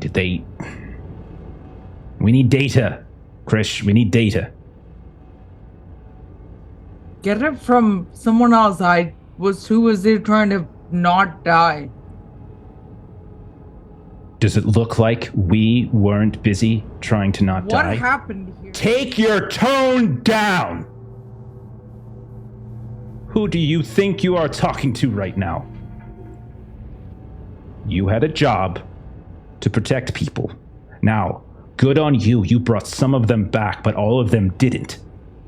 We're trying to save a whole colony. If I ask you questions for data, I don't get attitude from you. I get answers. Do you understand me? Yes, ma'am. Now, the rest of your team. Have any of them been exhibiting behavioral changes? Have any of them been undermining the mission? No, none of them. Geralt was with you? He was. And Okay. you know he would say something. She thinks, you can see like she's like calculating. She's calculating. Okay. Load up. Find a position, one of the posts. The fauna attacked. They attacked 3 hours ago. We expect another. Those large, whatever they were, they camouflaged themselves as hills. A dozen of them came at us. They took down the western wall. Some of those wolves managed to camouflage their way inside. Get a gun, get a rifle, get on one of those posts, point it out at the darkness, and if anything moves out there and doesn't talk, shoot it. Do you understand the orders I am giving you? Yes, ma'am. And so she gets up at this point. She starts to walk out. And then she turns back around and she says, there were only 3 of you that came back. The other 9 missions haven't. So at the very least, your batting average is better than those. Then she like walks out.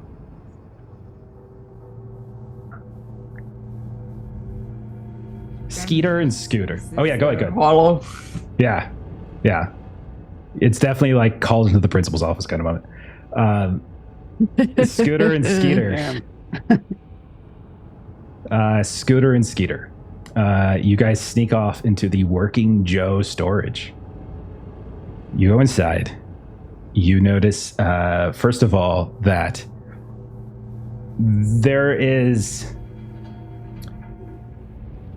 an abnormal amount of security, like devices on the door. Like you can see like the normal keycard security, but you also see there's like chains and locks and bars, like physical bars that are over top of it. Nothing that you all couldn't handle from this side. Like it's not like you couldn't do it. It seems more designed to prevent anyone from coming out of that storage. So you're welcome to go in there. It's something that you could do. And it certainly seems that whereas previously there was a lot of security patrols inside the colony, it does seem like most of the personnel is on the various the various lookout posts and stuff like that, like Chris was just assigned to. So you could get inside if you wanted. Well, this is new.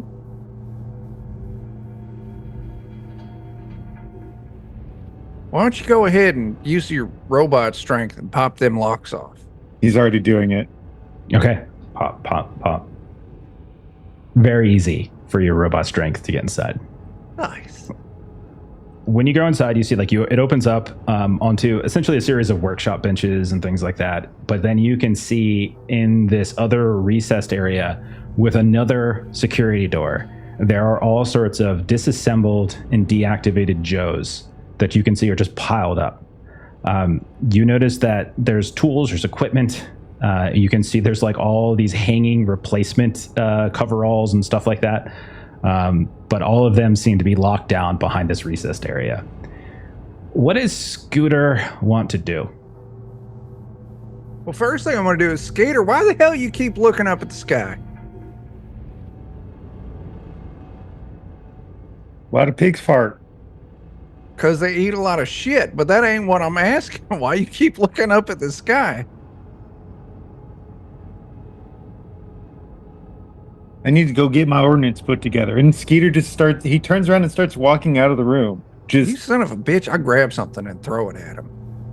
There's a wrench nearby, and just like right off the back of your head or something. Clatters to the ground. Come on, man. Diagnostics. Focus. God damn, I'm going to go put him in a headlock and drag him in. Okay. You go up and you attempt to put him in a headlock. Skeeter, do you allow yourself to be put in a headlock? No, I don't. Yeah, I didn't think so. Do a pose? Yeah, so we're going to do an opposed test. So go ahead and roll close combat versus close combat. So Scooter, go ahead and roll it, and then Skeeter, go ahead and roll it.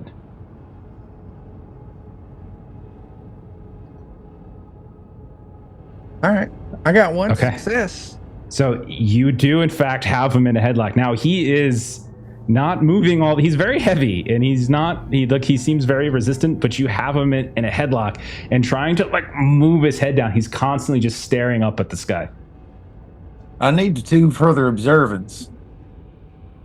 No, you don't. We need to do the goddamn diagnostics to get because you're doing the weird ass working Joes. The weird static stuff just comes on powerful.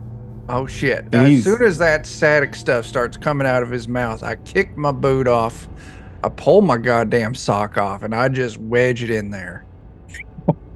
Oh no.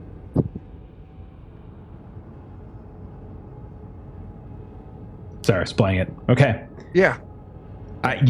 Look, this is on you guys. You guys tell me what to do. Scooter, you know what you want to do. I feel really bad about Skeeter, this. you know you're. Once he took his boot off, I just ignore the fact he's showing some of my mouth, and I stomp down as hard as possible on the uncovered foot. Oh, you son of a bitch! I'm so sorry. Foul. It's me, but it's not me. I'm so sorry. No, I understand. You hate me. I do. I don't. I don't know. I don't know what's going on anymore. You confused bastard. You keep it up, I'm going to sign my marriage papers over, and you can be Karen's new ex-husband. At this point, he just has a sock in his mouth, but it's just... And I guess he'll try and stomp. Okay, roll your Roll your attack. Yeah, It's a my fail. toes are quicker You than stomp that. and you miss. Now You that I were know always you better at can't fighting than I push. was. I can't push. No. Okay. So Skeeter's trying to actively stomp on your foot. How is Scooter reacting? I drag him in. Okay. I guess I fight futilely. Okay. You have dragged him inside of this workshop at this point. What happens now? Jeremy, I would encourage you, read your agenda, man. Like, this is the type of stuff where I think it's like you're like, I don't think this is the type of thing that would go No, I friendly was any longer. like sincerely trying to attack him earlier. Like, Okay. when there's an opportunity, I will. We're not like in initiative yet, so I don't want to. Listen, I'm going to ignore it because It's beyond like Skeeter at this point is not talking. It is just the full on, and he is actively trying to when the option presents itself. Skeeter, your agenda programming is actively fighting against you. Yeah, Let's go ahead and give the two of you initiatives, I think. Okay. Yeah. I didn't want to like overdo it like unfairly, but at this point it is kind of the point where I have to. Yeah, I think it's fair to say. So you get dragged inside, but Scooter draws the 1, Skeeter draws the 10. So Scooter, you can see as you drag him in, he's actively pushing you away, and like he's constantly fighting you and fighting you and fighting you. What do you do? listen, I don't know how this is going to play out as far as fast action and slow actions, but my job is to get him inside the shed. Does Synths have an off button? Working Joes are much easier to find. You didn't even know he was a synth, so you don't know anything about him at this point. So it would be, and he's got clothes on. You wouldn't know the first thing of where to find one of them. I ain't stripping his. And first goal, I am just dragging him inside far enough to not draw attention.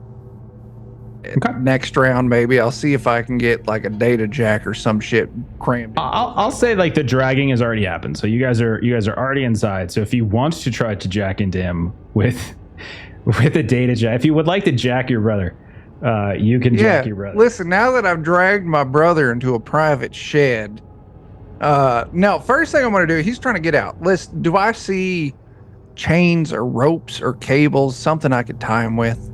Yeah, he just rips some off the front door. It would mean letting go of him to go get it, but like he just rips some off the front door and it landed on the ground. Nope, ain't going to risk it. I'm going to suplex his ass to the ground with a close combat roll. Snap. Okay, go ahead and roll close combat. Skeeter, do you want to try to like block, or do you just let this kind of stuff happen? Go ahead and I'm block. not going to let it happen. I'm actively fighting against him. I dare Okay. you. So go I'm ahead. always the better wrestler.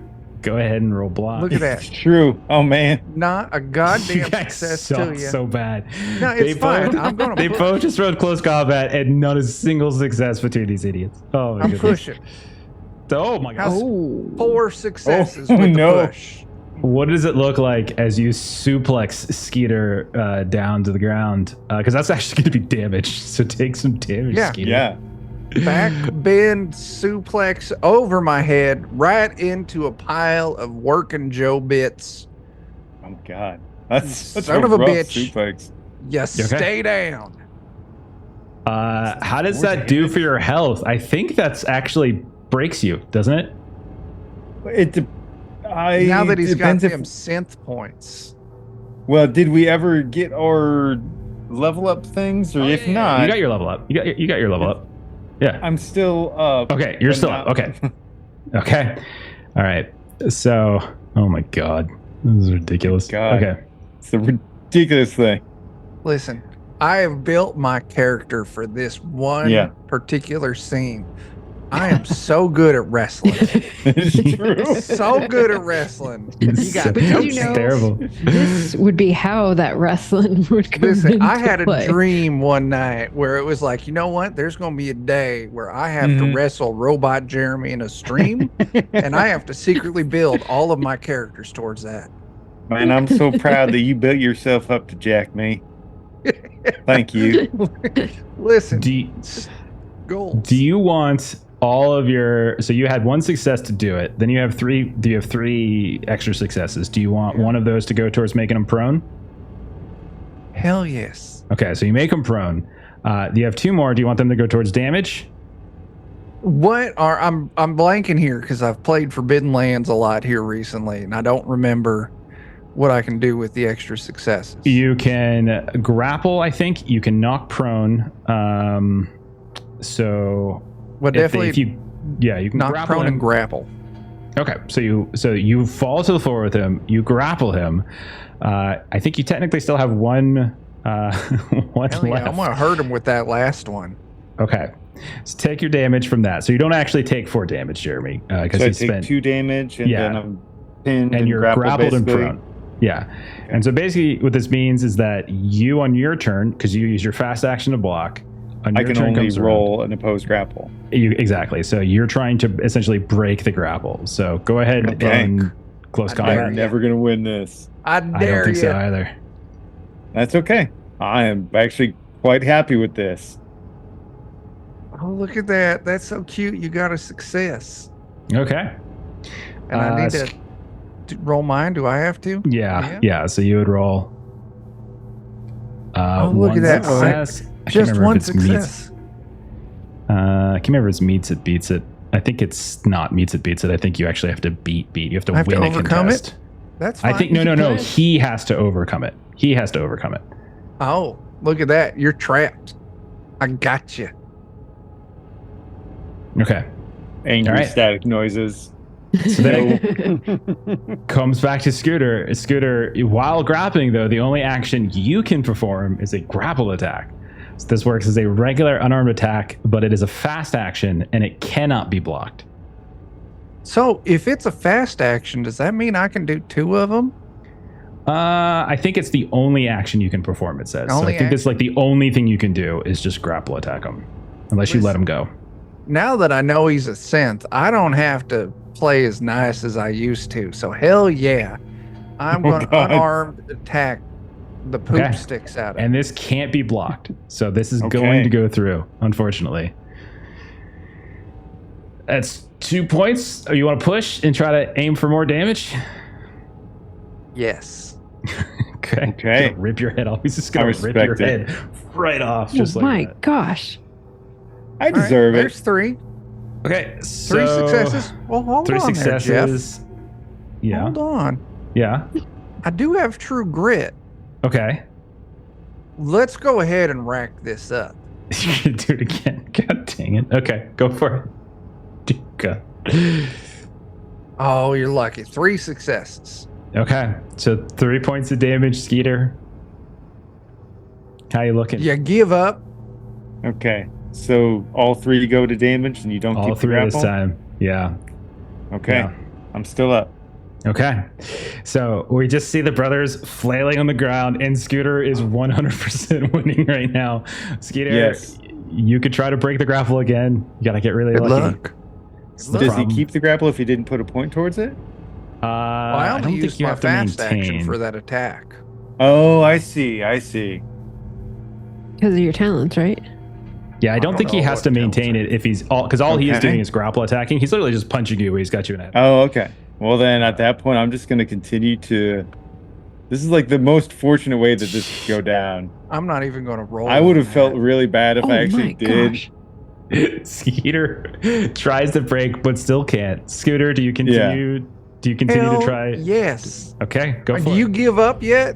I'm going to punch till you make words that aren't static. Oh, hang on. Oh. Let's just put a timeout on that before you read anything. I'm going to go ahead and push You're gonna push. while using my long haul ability Oh, okay. Okay. to just ignore that one. Yeah, he had No. actually rolled a 1, but he's using his long haul, so he can ignore it. Okay, So I'm go ahead. I'm gonna just roll it again, Nice. and I'm gonna Chuck is drop so off ready. that 1 and give myself a -1 modifier. Chuck built this character Nice. for this specific moment somehow. Years ago. Just beating the tar out of me. All right, All right, one hang more on. point of damage. Well, let's not call it a 1. Okay. because I get to ignore all ones on this test. Okay. Let's call it 3. Wow. 3 points of damage, Skeeter. How you looking? That gets me down to 0. Do you give up? No, unfortunately. It's Listen, kind of beyond my choice at this point. Listen, now that I know you're a synth and I'm real good at fixing machines, I'll rip your damn arms off, fix your brain, reattach your arms, and then kick your ass all over again. I'm both okay with it, but scared of Scooter being the one to reprogram me. Okay. So there is a table for synth injuries. You have destroyed one of his arms in the process, as you've been. Like I said, he's not dead. He's Stop not out. hitting yourself. So yeah, so you've essentially just ruined one of his arms. Okay. We got an like someone should throw up that Matty 2 Arms command. Yeah. Oh yeah. Good old Matty 2 Arms. Oh, right. Matty 2 Arms. While that comical farce is happening inside the workshop of the Working Joes, Krish, do you follow orders? Do you actually go to like take up position in one of these posts, or do you something else? If I'm reasonably certain I'm alone in the thing, I'm gonna get on my handguns and ring Jack. Okay. Jack will say that message comes to you as you're coming out of Arthur's private quarters after meeting with him. So you hear Krish on the comms. Yeah, what was that message exactly? It was just Chris trying to get a hold of you. Yes, to Krish. speak to you. So yeah, I'll message her. I'll respond. Yes, Krish. What did York say? What did he say to you? York informed me that there were several crews that went out. We're the only ones to come back. He is sick. He is freezing in a room that is 90-something degrees, and he's wearing parkas. He has been infected with something. So that is why they're worried about whether or not any of us are sick. Kimura wasn't sick. Kimura was hale and hearty, except for, looked like a busted arm, maybe burned up face. Said the fauna has attacked here. That those space turtles and wolves and. I'm assuming she had a You didn't usual say friendly anything, demeanor. did you? Me? Yeah. To her. No, to Artie. About what exactly? Don't be an idiot. You know about what.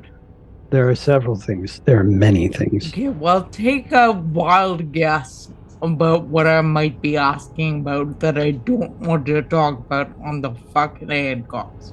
Yes, let's meet. I'll come there. Where are the others? She turns off the cops. All right. Okay. So Then I'll wait for her to go. approach. Okay. Both of you, and Arjun, are you following Jack, or are you staying behind with Arthur? Arjun would follow Jack, I would say. He's sort of, Arjun, they've sort of been kind of taking care of Jack, and kind of gathering more information would be a bit more useful at this point. Okay. All three of you then, as like Arjun, you're like kind of shadowing Jack as he's waiting for Krish, and then Krish eventually shows up. All three of you are on observation test.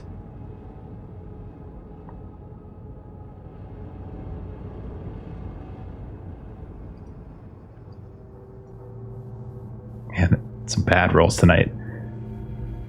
Melissa just rolled Got one success. 47 dice for her observation test as her synth scientist. Not I a got to single roll. success. My first roll with Arjun, not a Single success. It's probably gonna be your last. All right, so Yeah. as the three of you are converging, Krish, you hear the sounds of like arguing coming down like a pathway between some of these hubs. And you're in eyesight now, so like you can see each other. Like Chris, you can see Jack. You're just maybe 15 steps away. Jack, you can see her pause for a second, like kind of peer down this alley. And then Arjun, you're near Jack as well. So you're all like just outside of this like hub C area where Arthur York lives. And Chris, you can hear and see like a scuffle happening down one of the alleys. I'm gonna go down the alley and say in the comms, something's up. Yes, we should investigate. Yeah, I'll follow her. Okay. Krish, Jack, Arjun behind her. You walk down and you can see that there are two people that seem to be fighting. And that is like the simplest way of putting it. It is not Scooter and Skeeter, just to make everyone, it's not them. That's good, because I was in a building. Yeah, exactly. So you can see there's one person who is on the ground and is like terrified and like kind of pushing away, as a second person who, as you get close and your lights, like the flashlights or whatever you might have on you, kind of shines down. You can see that the body itself is Jack, Arjun, very familiar looking. As you see like the skin has kind of gone very pale and bluish, you can see that there's these lines that are started to grow here and there. And the person who's on the ground is trying to hold them off, and they're just standing on top, or not standing on top, like they're just crouched over top. And you watch as you're getting closer and closer, as the one that's clearly infected with something begins to move. And you watch as their mouth just splits at the chin and opens up down the neck and into the chest and widens. And then pouring out from that new opening is this fairly translucent blue and yellow ooze that just begins to coat and fall on top of this person that's lying in the alley and screaming for help. And that's where we'll go ahead and stop, and we'll pick up on that in a couple weeks. Fun. Okay. Oh, gosh. Suplex. Ooh. Welcome Suplex back. City. Oh Man. my gosh. That was hilarious. How was badly hilarious. Chuck kicked your ass. Not even Holy- any remote signs of any resistance. Just Just ass whooping. destroying Yep. you. It was, you're the weakest scent ever. It's true. Oh, God. Jeez. So funny. All right. We're near the end. It looks like, I think we'll see how it goes. Maybe one, maybe two left.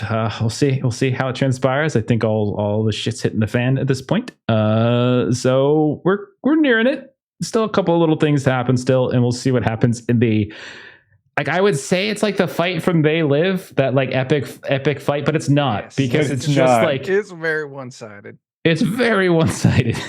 Like Skeeter can take the hit at least, but yeah, he's getting beat.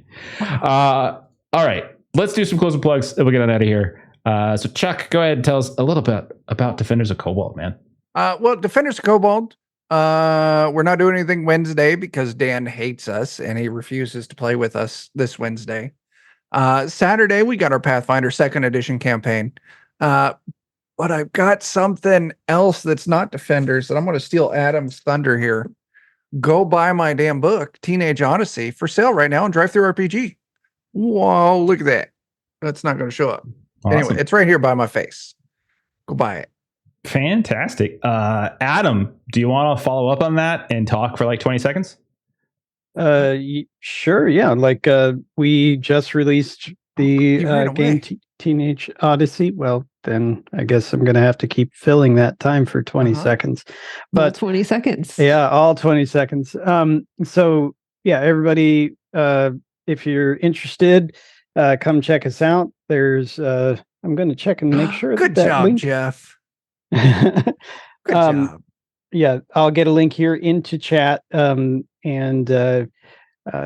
if you want to relive the fever dream of the 90s, that was very awkward being a preteen, getting in misadventures and seeing all the wacky extreme like Surge and Go-Gurt and all that other weird stuff that fueled those early 90s, late 90s as well.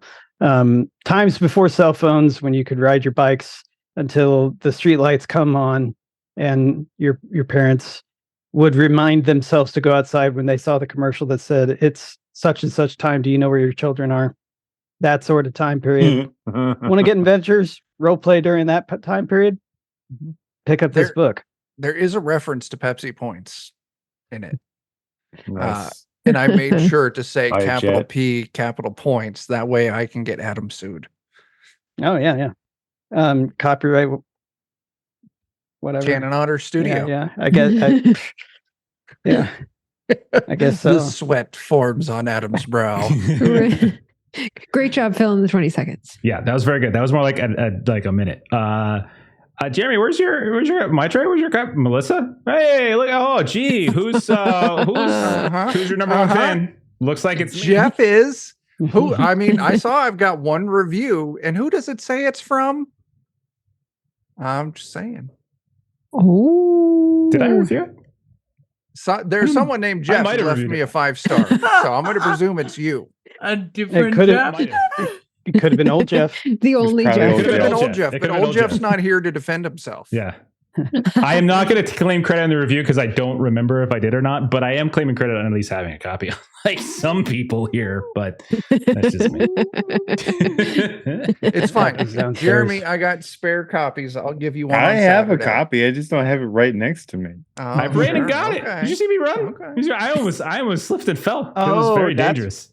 That's why he needed 20 seconds, Adam. Two I and two see. That was together. the use of the See. 20 Okay. seconds. Yeah. All right. Mine's downstairs. Links for everything, obviously, in all the notes and stuff, so you can get your own copy. And then, Maitre, where can we find you on the grand internet?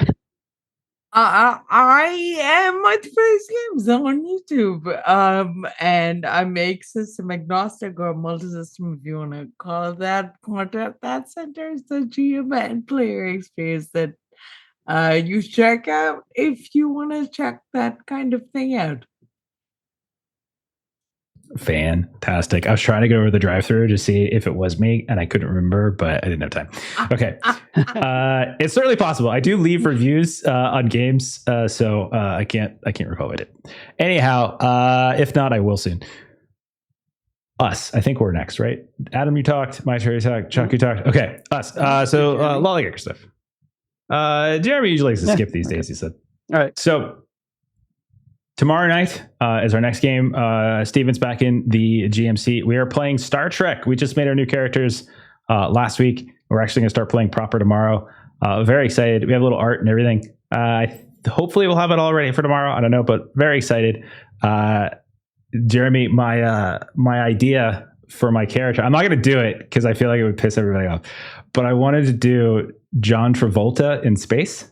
So I wanted him to be like, oh my God, Captain, we're going to have to modify the main deflector dish. Oh my God, we're going to go red alert. You should. I want to do it so bad, but I also want to keep Aaron as a friend. And I feel like I feel like I would lose Aaron, Kifser, and Derek as friends if I did that. The whole time. Why? I would If accept- you do, are they really your friends? That's a I think great they'd be your question. best friends if you That's a did great that. question. You either got to do John Travolta in space, Tiffany Yeah. in space, Oh my or God. Saxons and Danes in space. Saxons and Dents living together. Bullreg, son of Bullreg, science officer. That's great. Yes. Because I am. I'm the science officer. Oh, Jesus, that would be great. So with Star Trek Adventures, you do like roll up backup characters. So if it doesn't make sense for like one of your characters to go on something, so a Tiffany somewhere in the Yeah. Basic. Oh my God. The sassiest, like just the sassiest helmsman. Oh my God, that'd be great. Yes. Oh my God, Yes. engaged. Yes, I know how the engines work. God, goodness. Something like that. That'd be amazing. If you need multiple Saxons and Danes, you could be Uhtred, and then your next one could be Uhtred, son of Uhtred. Oh, Adam, you sweet summer child. Do you not know the inspiration for Bullreg, son of Bullreg? No. That's what Bullreg, son of Bullreg is from okay. Chuck's 13th Age, I think it was. Wasn't were you okay. 13th? Yeah, it was Another 13th Age. 2d20 Yeah. game. Yeah. Yeah, and it was built off of the idea of Uhtred, son of Ildred. He was just a big dumb idiot who carried Dan around and it was like, Dan's the best. Listen to him. I remember that. It was fun. Okay, so that's tomorrow night, Star Trek. Thursday night, we should be back to Simba Room. Friday, we're starting up a new game. Aaron has decided to run some Dragonbane, so we're going to play a little Dragonbane. Saturday, we've got this little game called Huckleberry, which our friend Steven made, and we just started playing it last Saturday, so we're going to play it again. You should come hang out with that and see what all the hubbub is about. And next Monday, we should be doing part 2 of Ragtag, and if you haven't already checked out Ragtag, you should go take a look at that. It's on BackerKit right now, and we're doing like a little preview of it. And so our part 2 of our Flesh and Sin Steel. No, that's not right. It's not Flesh and Sin Steel. Flint and Sin Steel. Flesh would be a totally different kind of game. But yeah. Yes, it would. All right. That's it for us. Let's go ahead and raid somebody. Have a great rest of your night. Thanks for hanging out. Thank you for the raids. I think it was Laugh Love Lindy and Tabletop Horrors. Tabletop horror top. Table of Horrors. Table of Horrors. There we go. Okay. Sorry about that. All right. Follow raid. We're raiding Insomnia Night RPG. Bye-bye. Goodbye.